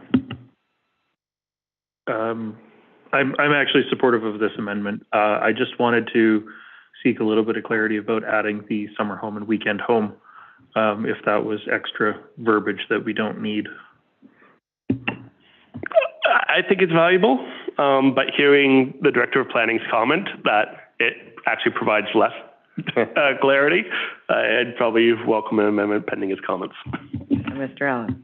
Thank you, Mayor Segers. I can envision a conversation at the front counter where somebody says, I come in the spring, not in the summer. And I'm not trying not to even joke here. So I would suggest summer home and weekend home could be replaced with occasional home, something to that degree. I also might suggest that we change the term of secondary residence to short-term rental secondary residence so that it doesn't inadvertently cause confusion with something unrelated to the short-term rental projects, such as an accessory dwelling. Thinking 5 years from now where everybody's different and somebody's picking up the zoning bylaw trying to figure out why a secondary residence is referring to short-term rental when you're allowed to have 2 houses on your property, which is an accessory dwelling or a single detached dwelling. So it just provides clarity, because right now, here and now, we're talking about short-term rental, but as this fits into a longer-term zoning bylaw, it has to fit in the right place. So what you're suggesting is that it reads short-term rental secondary residence. Correct. Means a dwelling unit that is not a short-term rental operator's principal residence. It is a vacation rental or investment property or occasional home? Correct.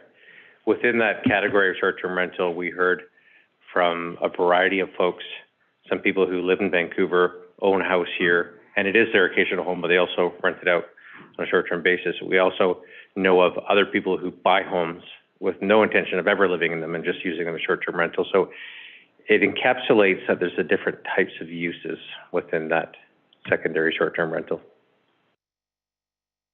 All right, so there is a recommendation on the floor. Councillor Toth. I'm happy to move the amendments as wordsmithed. Is there a seconder for the amendment? Seconded, amendment seconded. Any comments on the amendment?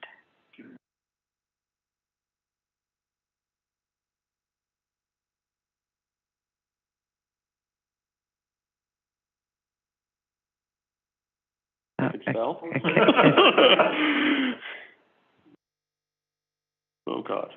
Too badly.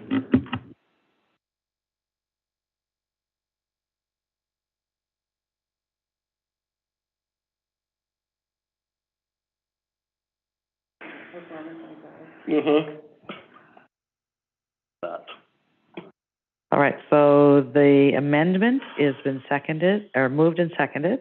Any other comments on the amendment? And staff are okay with the wording as it is? Okay, good. All right, so I'll look for a vote on the amendment. All those in favor of the amendment? Thank you. So then we have a motion as presented. Councillor Lamb, you're good? Okay. So the recommendation is that secondary residence be replaced with short-term secondary residence, means a dwelling unit that is not a short-term rental operator's principal residence, is a vacation rental, investment property, or occasional home. All those in favor? Thank you very much. All right. Anything further? All right. Yes. Okay. Amendment 3 comes from the Gibson short-term rental regulations. This was a point which I heard a lot from the public, and that you have these repeat offenders. So how does the District of Sechelt respond when you have these constant noise complaints? You have these issues at these places. So what my intent of Amendment 3 is to allow the District of Sechelt to deny a short-term rental application if they do have that history of bylaw offenses or unpaid fines. And this is a direct copy from the Gibson's bylaw, or policy. Sorry, I should be clear with my terms. So I will move that we add the following at the end of Schedule B, short-term rental license terms and conditions. The license inspector may refuse to grant a license for short-term rental if the applicant has a history of bylaw offenses or unpaid fines. Is there a seconder for the recommendation? Seconded. Thank you. Councillor Toth. We could have these conversations before you'd move it, so that if we had any wordsmithing to do, we could do it before it was on the floor. Just because I haven't had a chance to review the Gibson's one, do they quantify history of bylaw offenses or unpaid fines in any way, shape, or form, or is it entirely at the discretion of the license inspector? Is one too many, or is it 100? Is it a $50 fine or a $1,000 fine? To the best of my knowledge, no. I have a question for staff. License inspector, who would that be in the district of Sechelt? Or would we, is there some other term that we would potentially put in there?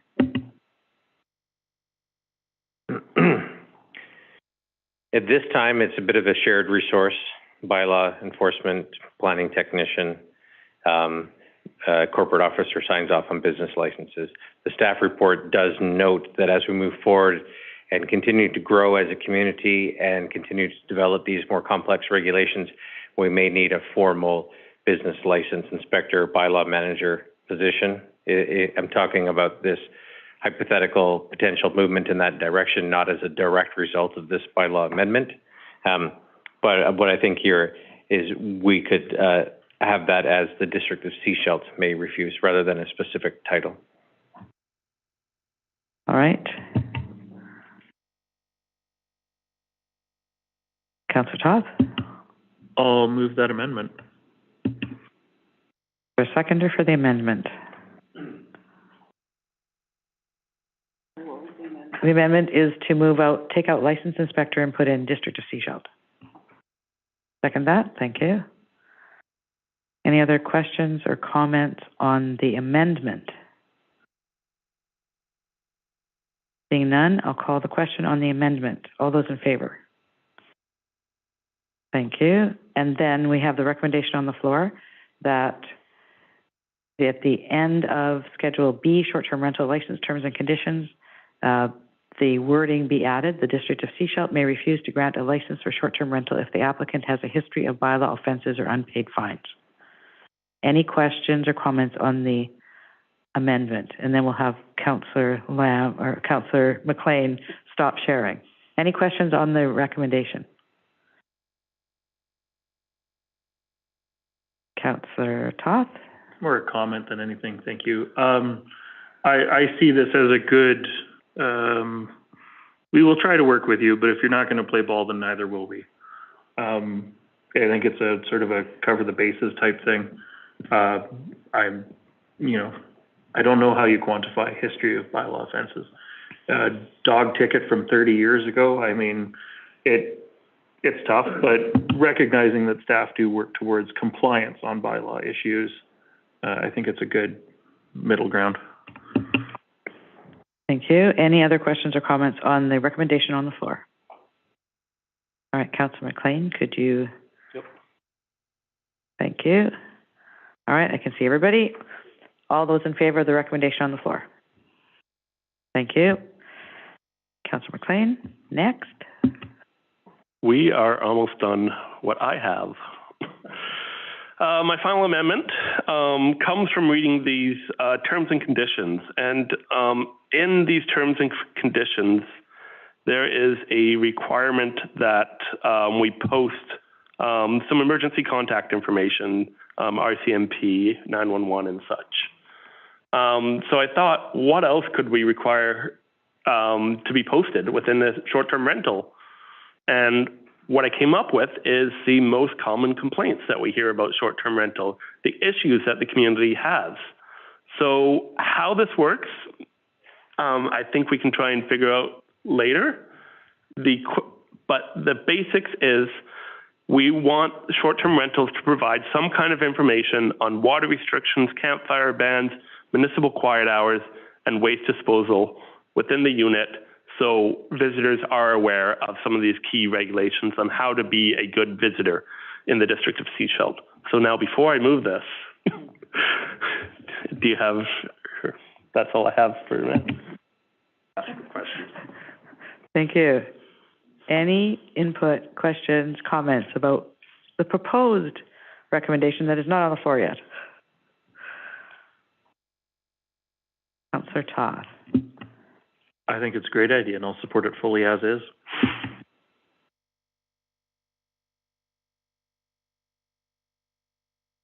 Thank Thank you. Any other questions or comments? Councillor Rowe? I'm just wondering how often the information changes and logistically how you would see that working and who would do that work. Councillor McLean? So the best solution I could come up with is a centralized website. So kind of we may have a fire ban, click this link, and the District of Sechelt or Sunshine Coast Tourism can list the fire ban, list the current water restrictions. And then we can just simply provide that piece of paper when people apply for a permit and post this somewhere in the unit, go to our website, it'll be updated as needed.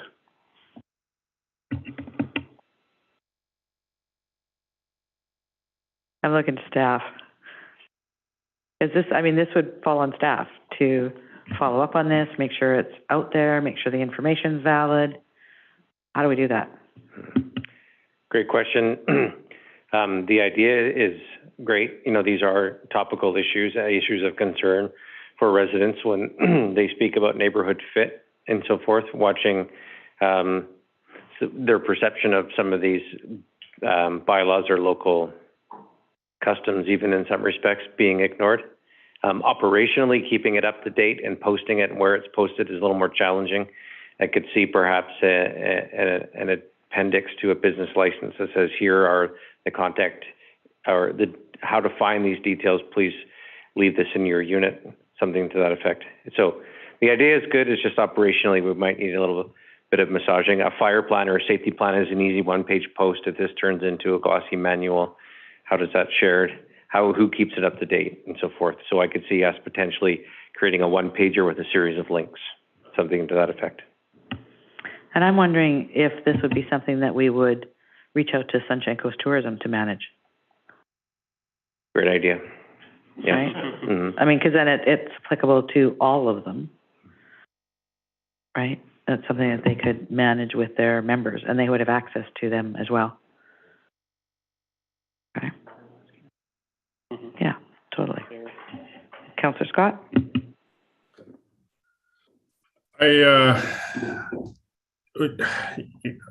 I'm only for the very first time trying a short-term rental in Mexico, so I'm new to this process. But based on all the information I've had to provide and all the communication I've had with the owner, I will be receiving a welcome package just prior to my arrival there, that if it's the same process in Canada, there's no reason why all that information can't be submitted to me prior to my arrival, saying the campfire ban's on, we're on level 3 water restrictions, this is what that means, and so on and so forth. So it just seems pretty straightforward to me. Right, and I agree with that. What I'm looking at is this something that we want our staff to have to enforce? Because if we have to enforce it, then we have to have staff to do that. And how do we do that? I don't know if that's our role inside of this. Councillor McLean? All right, so this recommendation has not been put on the floor. Councillor McLean? I will put it on the floor.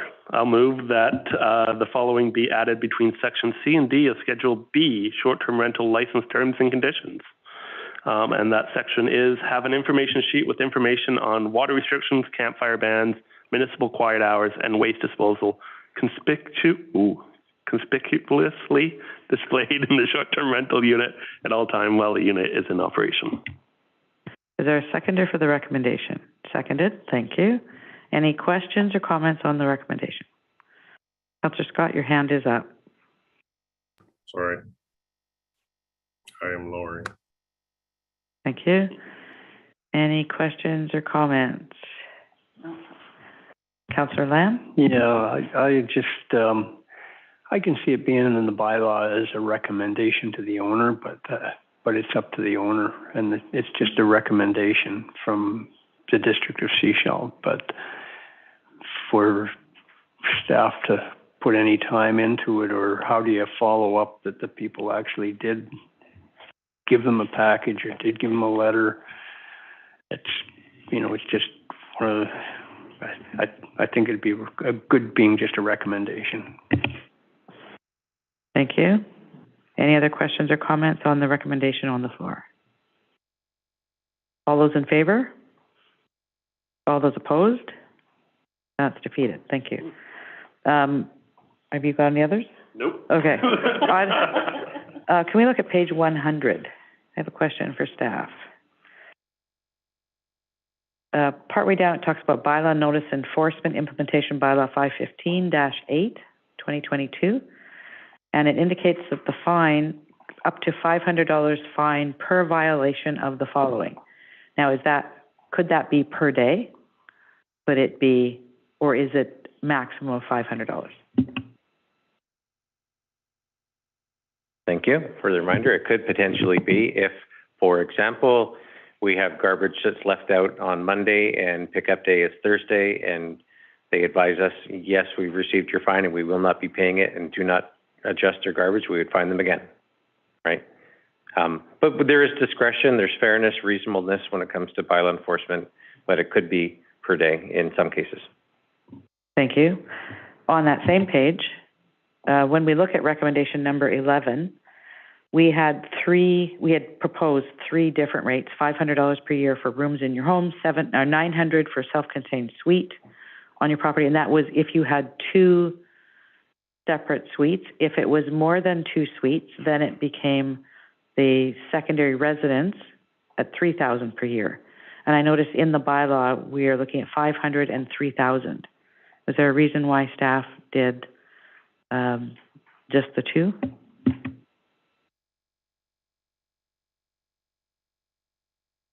I don't have page numbers.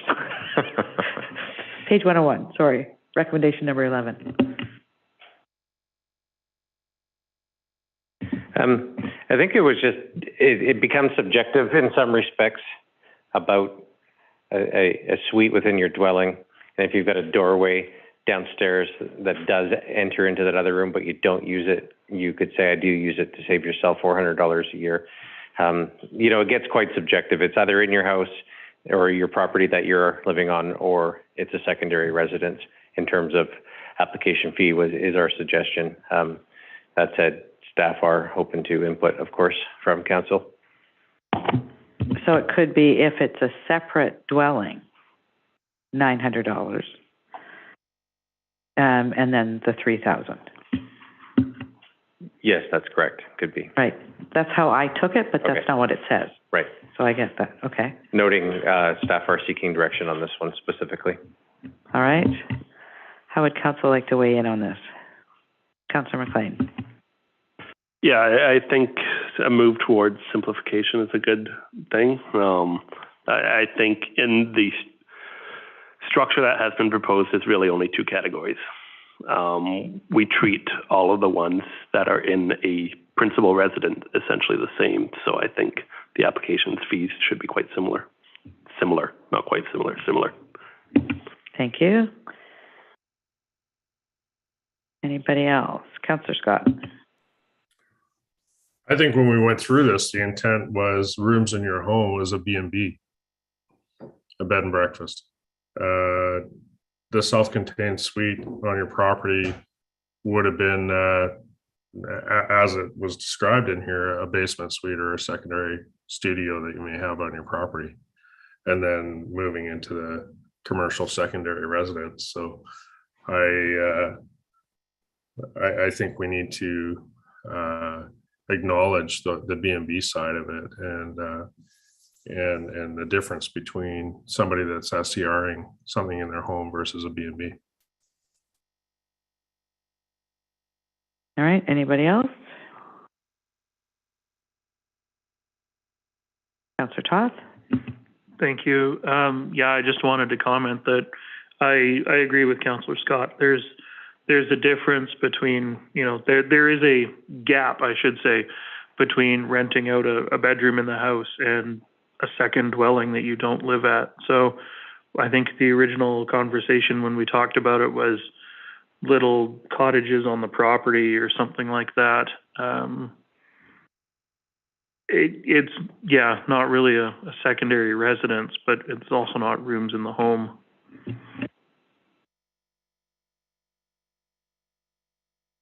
And how would staff manage that piece?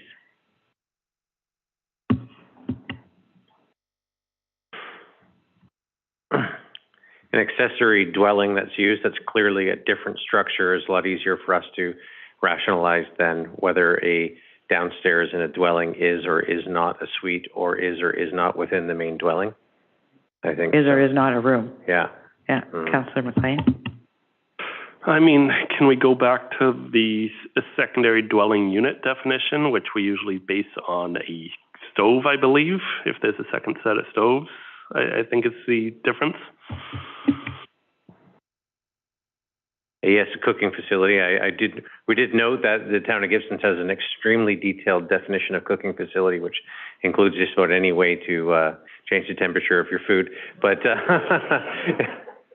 sometimes it's challenging. But yes, a unit within a dwelling that has a separate cooking facility, a stove or whatnot, would then be considered a suite. Yes. All right. Anybody else?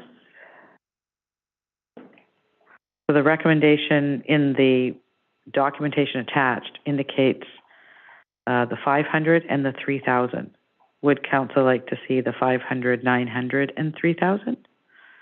And are we okay with the amounts? Councillor Scott.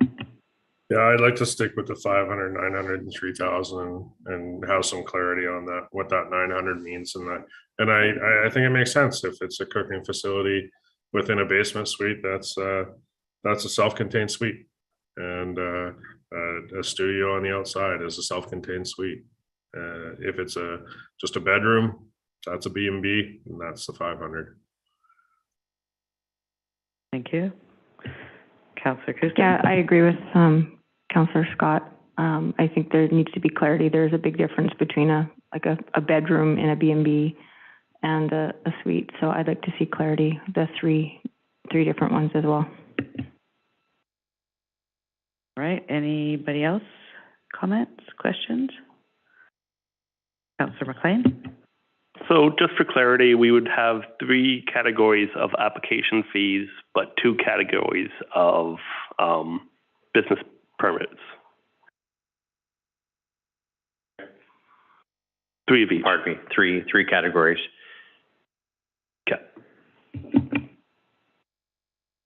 Short-term rental principal residence, short-term rental accessory, and short-term rental secondary residence are the 3 categories.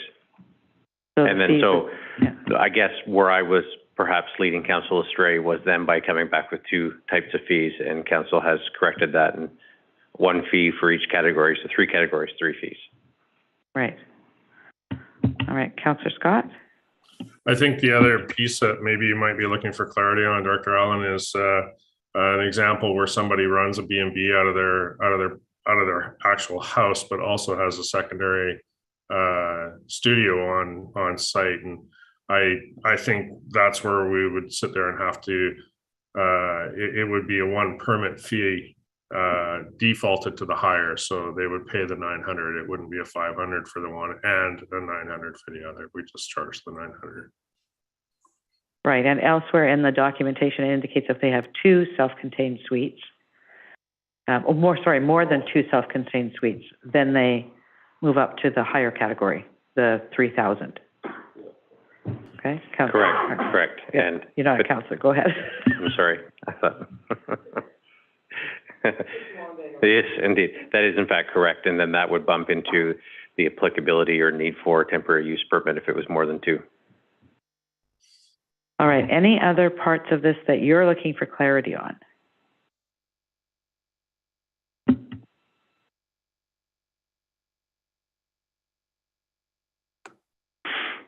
I think we have our direction. We are going to start adding in to zoning bylaw 580. You'll see that in July.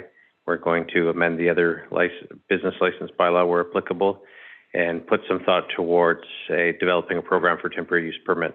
I do not have a timeline yet when it will be reporting back as we enter into the summer season and priorities and so forth, but we have our direction. Thank you. I've got Councillor Scott and then Councillor McLean. On the piece where we said that properties with more than 2 accessory dwellings would move into the commercial side, I don't think the intent was to drive that into a temporary use permit. I think council agreed at the time that it wouldn't become part of the 15 maximum that we had allocated, just due to the fact that there still was a primary operator living on site to deal with any of the issues. And there's a number of those properties on the coast that we need to address that with and protect. And I think, yes, they need to pay a commercial fee because they are a business, but I don't think it fell into the need of a temporary use permit. And I think we need to probably look at that to give those operators a little bit of comfort, knowing that they have some certainty and continuation, and not just 2 renewals of the permit and then it's up in the air for the council of the day. Thank you. So how would we include that in the recommendations?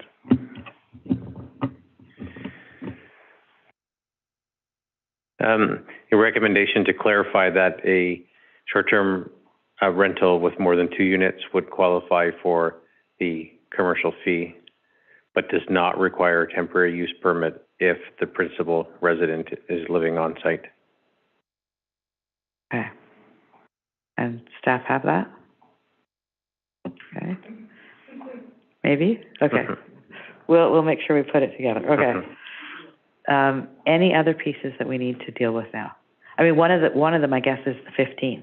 Are we okay with the 15? Right. And I think, I don't know if we're okay with the 15. I think what I've been hearing is that I think we need to meet with some of the the short-term rental operators, current ones, between now and when this comes back to us, to see if that number needs to be changed. Councillor McLean? Yeah, so this brings us into the temporary use permit process. And I heard Director Allen kind of speak to a potential lottery system or some kind of merit-based system. And I think the 15 or any kind of fixed number is difficult, because what about that 16th person? How do you ensure that they have had a fair process?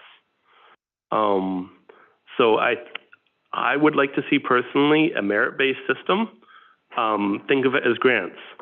Every year, these short-term rental operators apply, and we put down a list, and we say these are the ones that are approved this year. So I think, like, we can have a goal of 15, but what really sets the bar is the merit and how we determine that. So there's a whole lot more conversation to be had there, though. Thank you. Councillor Scott? I really struggled with a temporary use permit, but I've since warmed up to the concept. I mean, when we initially talked 30 and then it moved down to 15, it was really due to the fact that we had no idea what sort of numbers we were looking at. We need to acknowledge the work that the Sunshine Coast Tourism did to get us that information, and those numbers show that it is significantly higher. But we also need to sit there and look at whether regardless of the fact that those numbers are higher, what does the community want? And I think under the temporary use permit, it really gives council, even though it's a bit labor intensive, to the ability to sit there and work on neighborhood form and fit and make sure that they're not clustered in one spot, that they are spread out. We are maintaining the community. And then if you want to sit there and look at future councils wanting to follow a bold lead of Gibson's, you know, after the temporary use permits are expired, they can decide whether they want to continue or shut it down completely. I'm interested to see how Gibson's is going to do that. How, when they say they're going to phase it out, how do they intend to do that? And with this process, it does keep our options open to do it. Thank you. Any other? Councillor Kuster? Well, I was just curious for Councillor McLean saying a merit-based system. If you have 100 applicants, how do you determine that in the first round? Like, what's the merit? How do you determine that? What's the criteria? How do you take 100 applicants down to 15 when you don't have any history or background, really? So what's going to be that criteria, and how are you going to make that decision?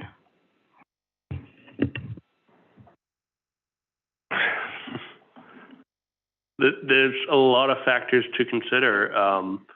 Successful operating history. Have they had any bylaw complaints? What is their plan? Do they have somebody nearby to respond to issues? Do they have the operator living on the property next door? That's a case we've heard a lot. And I think you can keep on going through these factors. Do they have a setup that encourages parties? That would be a negative merit factor. Are they more set up for families, for individuals? There's just so much to consider in this. I don't envy staff's position to try to figure out this temporary use permit process. But at the end of the day, it has to come back to council, and we have to make some kind of decision on which ones we do accept. So however we make our decisions normally. Well, I mean, that's exactly right. That's criteria. And then, like, what do we want? What is the list? And that's going to be interesting for planning to come up with that list and all that feedback, because there's a lot of different things that will affect the people that are applying, for sure. So. Thank you. Anybody else want to weigh in on this? Okay, so first of all, I want to point out, I'll come to you, Councillor Rowe. What I want to point out is staff are going to come back with a bylaw. At that point, if we're looking to have that number change, we can change that number.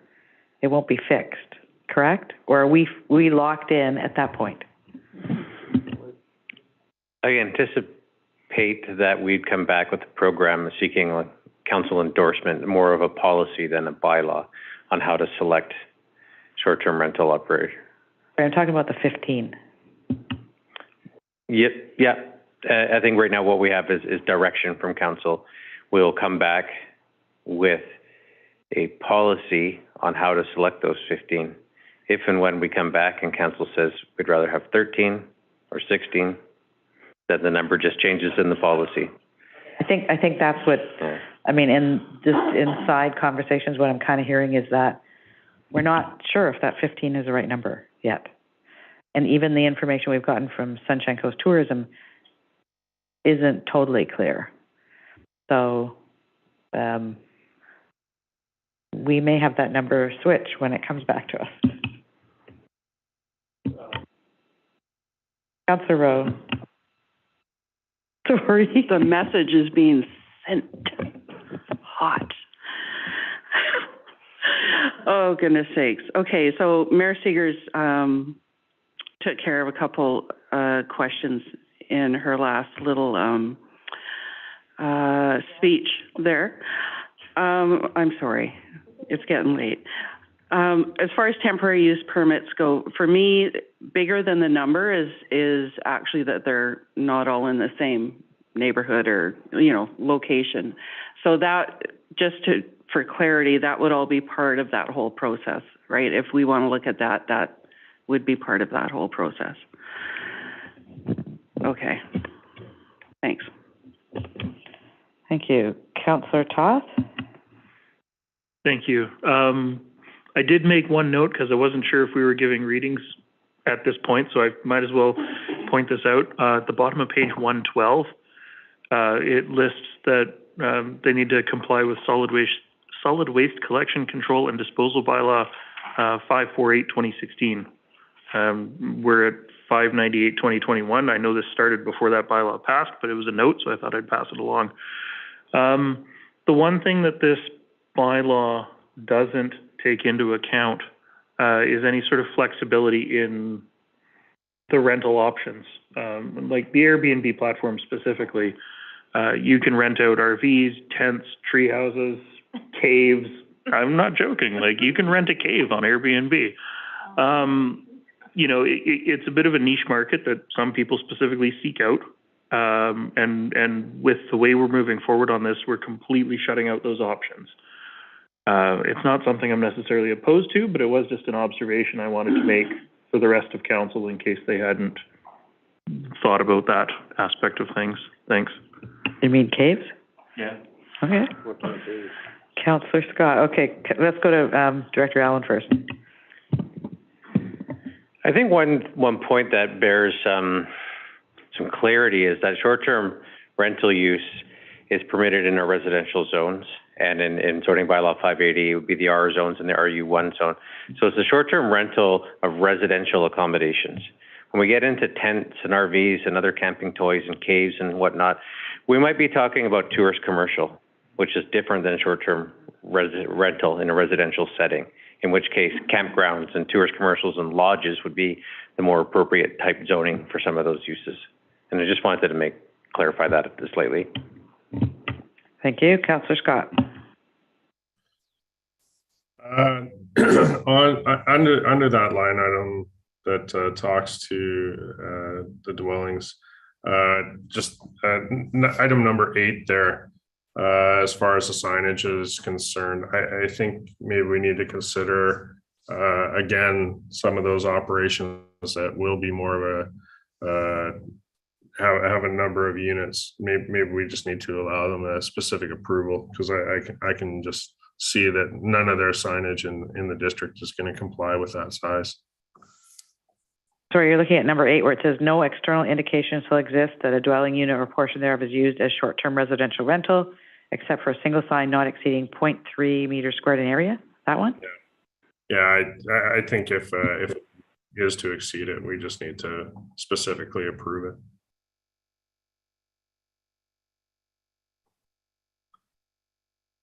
So in other words, they would have to come, you're saying they would have to come and ask for a variance? Yeah. Okay, so you're okay with it as it is? I'm okay with it as it is, but with the option that they can apply for a variance in that regard. Is that kind of standard? Yeah, it's a standard size for a home occupation or a sign in a residential zone. I think that doing a number of variances to the zoning bylaw for sign size is not ideal for us. But I mean, it's selected because these are in residential areas and not the motels and the campgrounds in commercial zones. All right. I think we've heard Councillor McLean. Go ahead. Just some quick math for Councillor Scott. A 0.3 square meter sign is half a meter by half a meter. So it's got some size to it. But to staff, what timeline are we looking at here? I believe the original intent was for all this to take effect January 1st. Do we still have that as a target? And do we expect to have the temporary use provisions established well in advance so people can be approved by January 1st?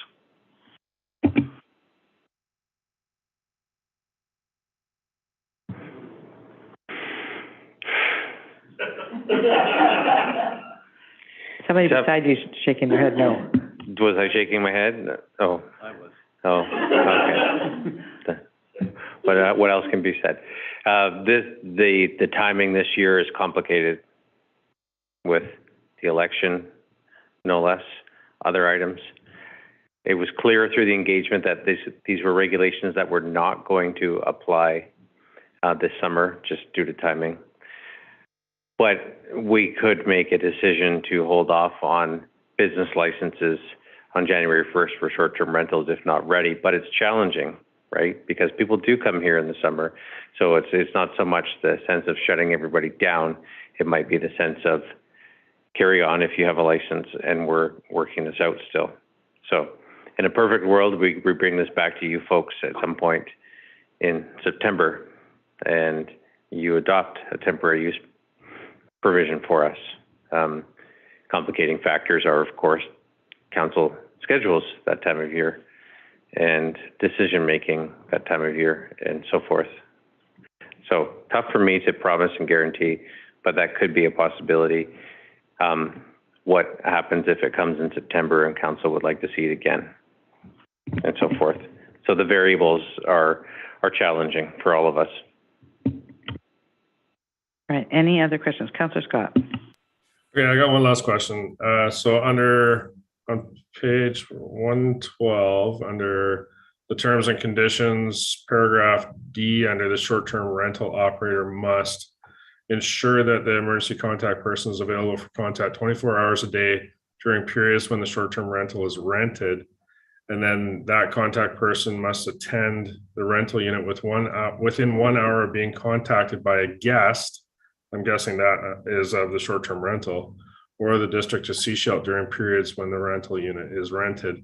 So are we saying that we're not gonna, a next door neighbor of a commercial rental of the limited number we're gonna allow isn't gonna be able to call that person direct? They'll have to go through, I'm guessing, the RCMP, which would be a representative of the district of Sechelt, and the RCMP is gonna have to facilitate that call to the on-call person?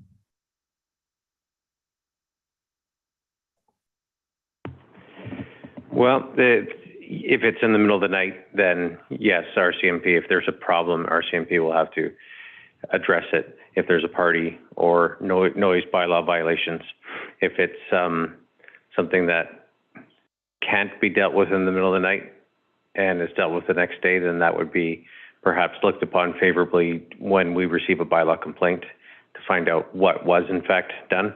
These are standards and the guidelines that we'd like to adhere to, but would be challenging if the complaint came in at 3 in the morning. Follow up, Councillor Scott? Well, I just, I think it's going to be a challenging sell to the neighbors when they're not going to be able to make that contact, and they're not going to be able to get through on the RCMP line, and nobody's going to want to attend to it anyway. So it is going to create some challenges, and then it's going to have to be how do you prove it? So I phone Bylaw the next morning and say that there was a huge party. How do I prove it?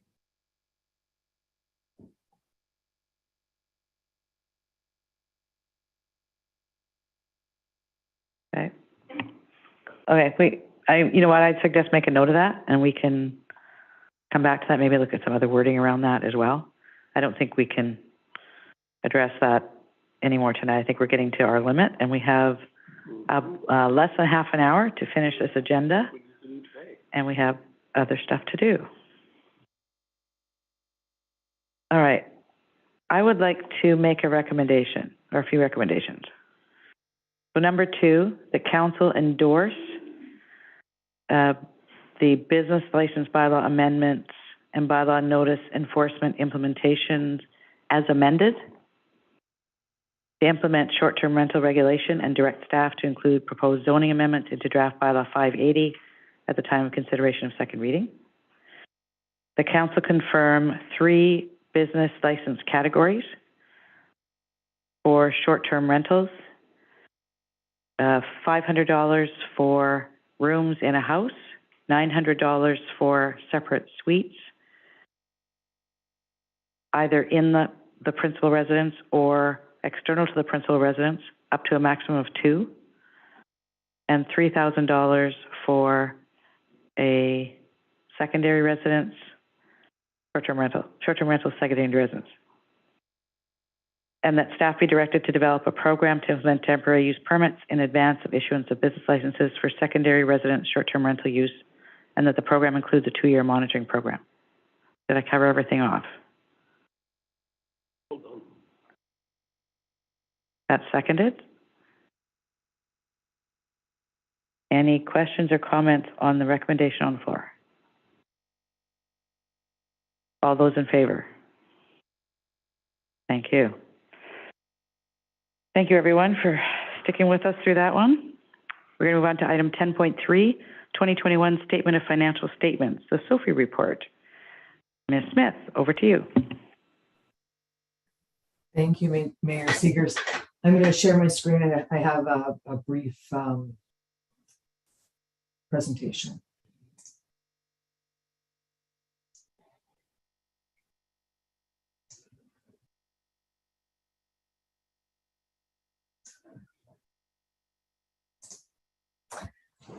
So the purpose of this presentation is to have council consider and approve the district's 2021 statement of financial information. Each year, the district is required to file financial information under the provisions of the Financial Information Act within 6 months of the year end. And in this case, that would be June 30th, 2022.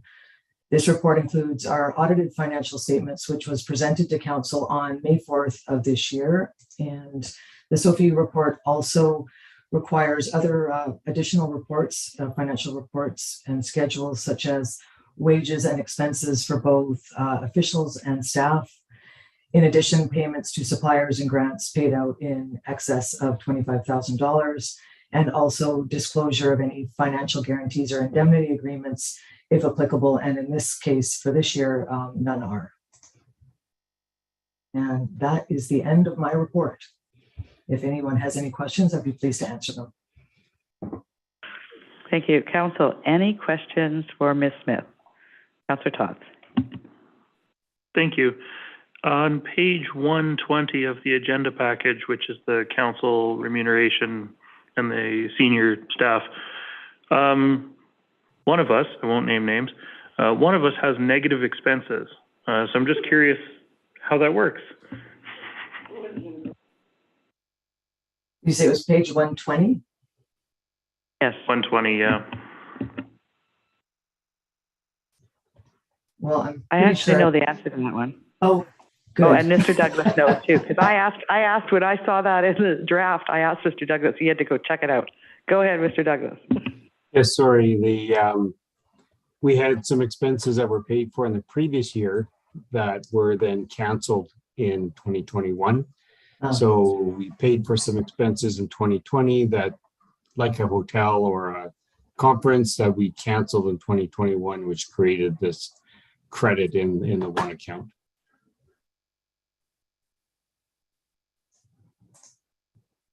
Okay, thank you.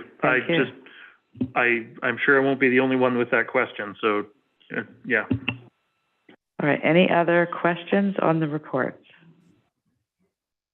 Councillor Tots? Since I don't see any other hands up.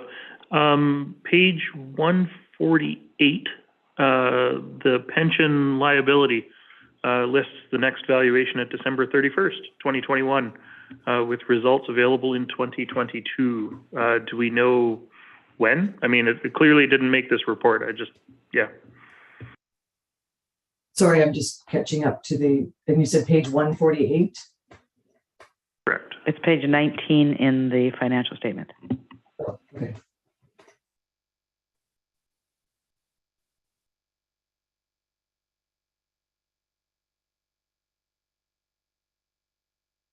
Okay, I don't think I have the same numbering. I'm sorry, what was the question?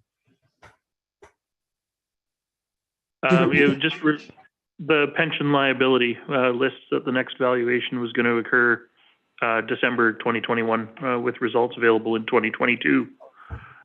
Just curious if that was a typo, if it's supposed to be 2022, or if the results are coming sometime this year. Thanks. Yes, they're coming later on in 2022. But I can confirm that. Any other questions, comments?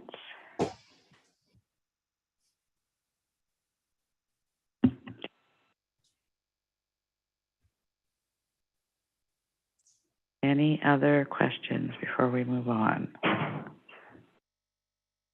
All right, sorry, go ahead, Councillor Toth. Final one, I promise. This ends my notes for the meeting, so then I'm done. Page 154, I'm sorry, I don't have, page 25. Okay. Page 25 of the SOFI document. The general fund prior year surplus shows 923,000 and change in contributions. Is that some expenses that didn't get finalized? Is that it seems to me like an unusually high amount. Do we have like a normal level that we transfer into surplus, or that we try to transfer? Are you referring to the $964,000? 923,298 under non-statutory reserves, general fund, prior year surplus. I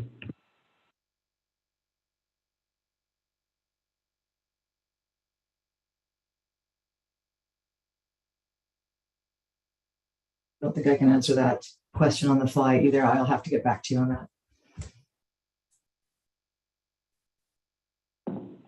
Thank you. Any other questions?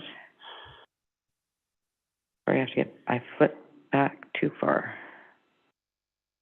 There we go. On page 115, there is a recommendation. Would someone like to make the recommendation? I will. Councillor Rowe. I'll move recommendation 1 that the District of Sechelt 2021 Statement of Financial Information be approved for submission to the Ministry of Municipal Affairs.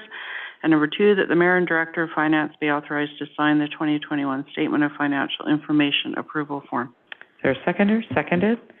Any other questions or comments? All those in favor? Thank you. Moving on to item 10.4. And I think this is the Union of BC Municipalities Strategic Priorities Fund, Tangible Capital Asset and Asset Management Software. And Ms. Smith, this is over to you again. Thank you, and I'll share my screen again.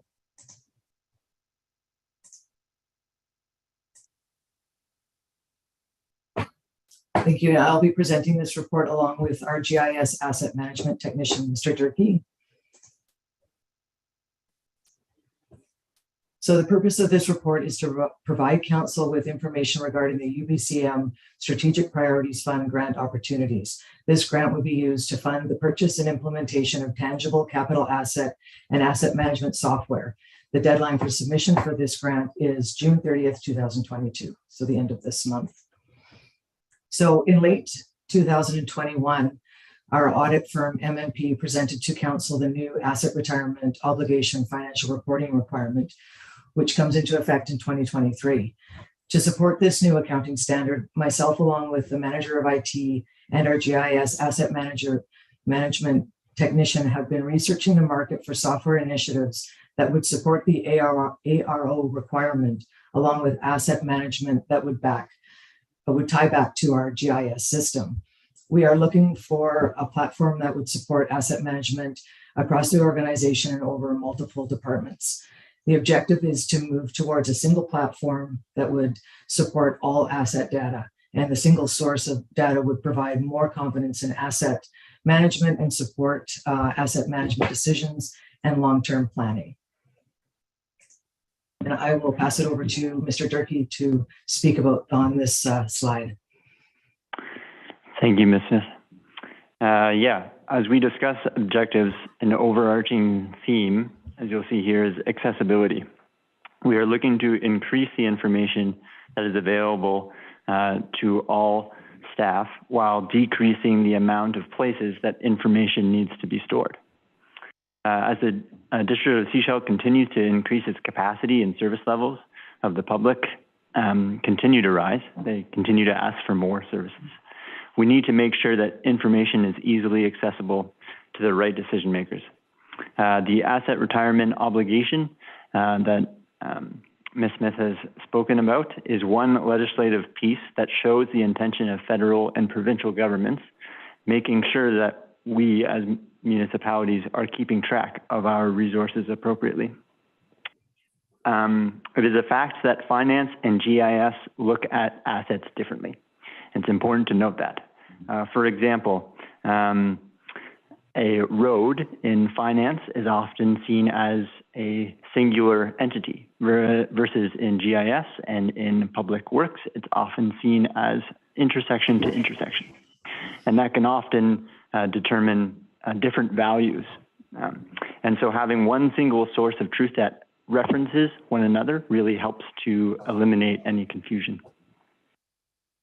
The push towards a middle ground is not new, and this follows the ERP that the District of Sechelt has been pursuing in the past. This software will ultimately act as a lightning rod for us as we continue to strive towards excellence in data-driven decision-making. Go to the next slide there, Ms. Smith. Thank you. So for phase one, the first phase of this project will involve transferring current financial asset information into software-based asset register. The finance department will work with the GIS asset management technician to build the foundation for the subsequent asset management phases. Yes, and phase two will focus on building out our work orders and our service requests, as well as connecting our GIS data so that the information can flow from public works through GIS into finance. There will also build in some of the components needed for phase three, which are condition scores, assigning templates for checklists across various jobs, and complex functions for systems management. Essentially, phase two and phase three will kind of be happening congruently. Thank you. And that's the end of our presentation. And if you have any questions, we'd be pleased to answer them. Thank you. Councillor McLean. Yeah, thanks for the presentation. That was very clear. I appreciate that. In regards to the asset retirement obligations for the new accounting standard, what risk do we have if we don't get this grant? Are we still able to meet those requirements? Yeah, we would still be able to report, but we'd be reporting it basically just in our through our financial asset register, which is on a spreadsheet. So it's not as dynamic. I mean, this is moving forward and, like I said, integrating the whole asset management process with the GIS system. But yes, we'll still be able to report according to the standard or to the new regulation. Good to hear. Thank you. Any other questions or comments? Councillor Todd? I would like to move recommendation 2. No, I'm not going to read it, but I'd like to move it. Thank you. Is there a seconder? Seconded. No further questions or comments? All those in favor? Thank you. Thank you very much for the presentation. Thank you. Item 10.5. This is Engineering Operations Division Capital Projects Update. Any questions on this? Councillor Scott. For Director Dillon, just curious where the tree removal at the airports, that project's at.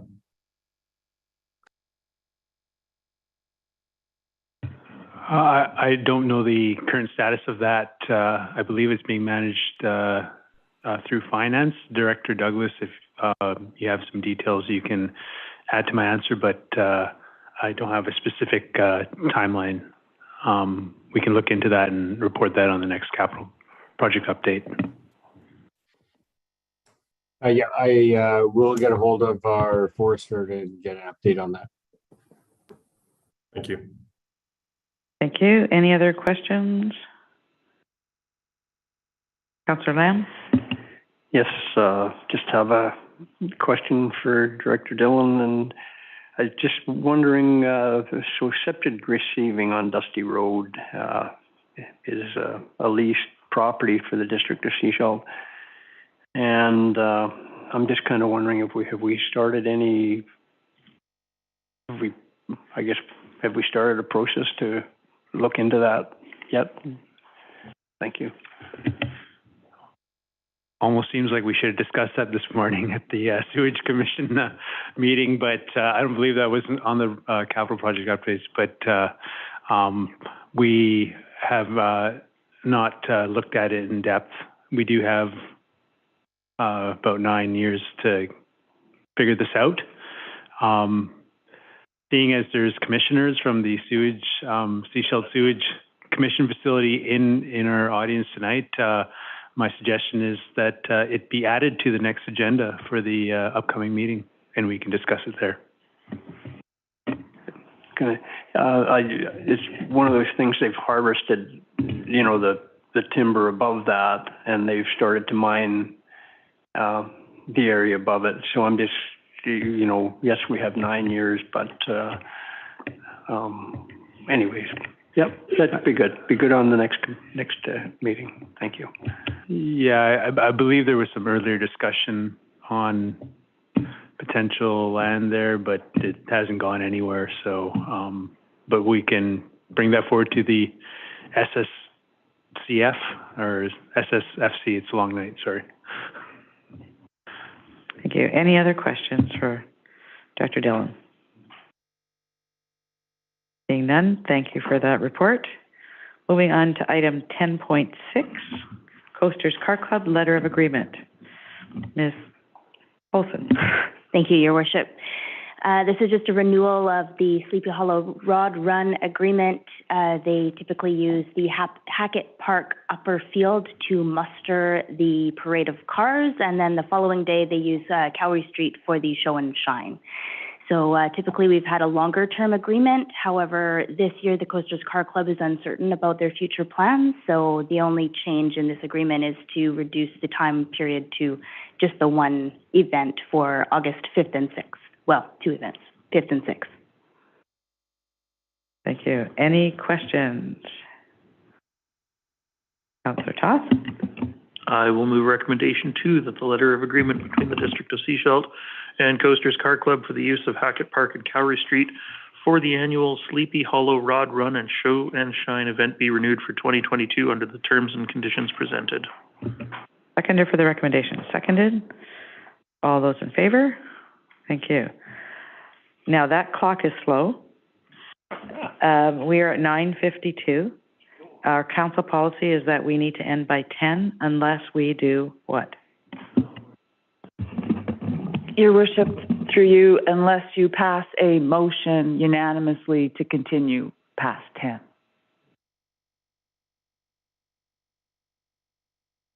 All right. Would anyone like to make a motion that we continue past 10?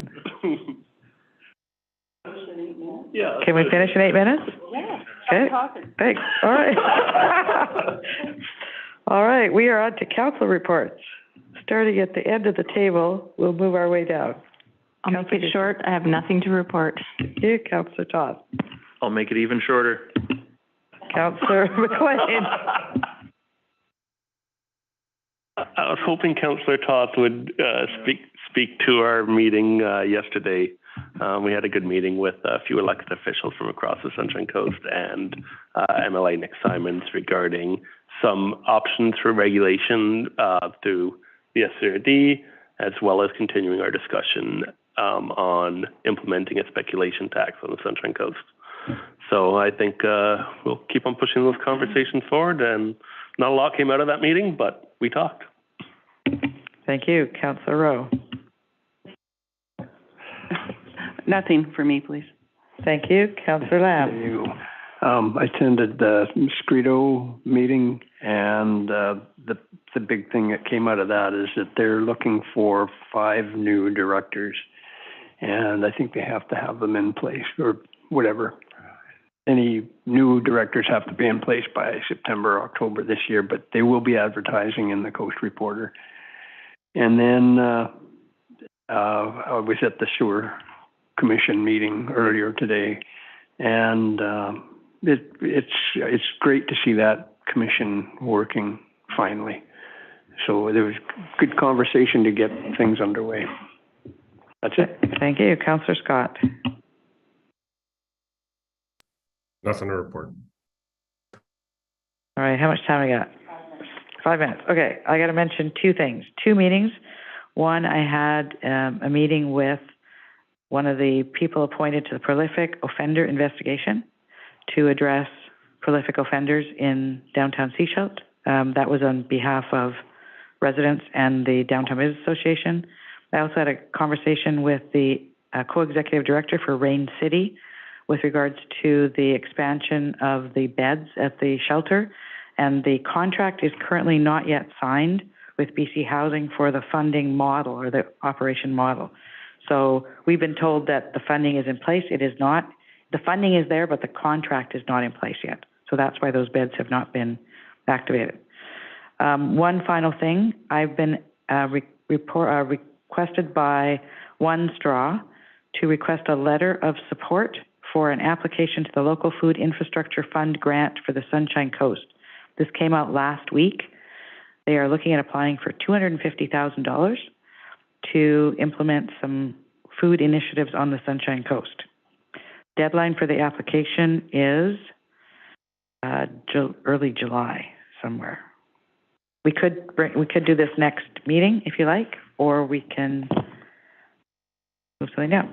Councillor Todd. I'll move that we provide them with a letter of support. Thank you. Is there a seconder? Seconded. All those in favor? Thank you. SCRD report. It's there. If you have any questions, ask them. Any questions? We have 4 minutes. All right, council correspondence. Look for a motion to receive the correspondence. Moved, seconded, all in favor? Thank you. I'll mention the first one briefly, and this is just for council's information, community information. The doctors on the Sunshine Coast have put in an application for primary care network support plan to the Minister of Health and are looking for funding to put that in place. That would be a model where they would bring together in one office doctor, nutritionist, practical nurse, social worker, etc., to better serve the community. So it didn't come to council. I did it on my own letterhead on behalf of me to them. But you've got it in your package. That's what happened. Anything on the second letter? Seeing none, are there any emergency items? No emergency items. I'd look for a motion to adjourn. Moved, seconded, all in favor? Thank you. Meeting run out. Yeah, it's meeting run out. All right, any questions? Pam?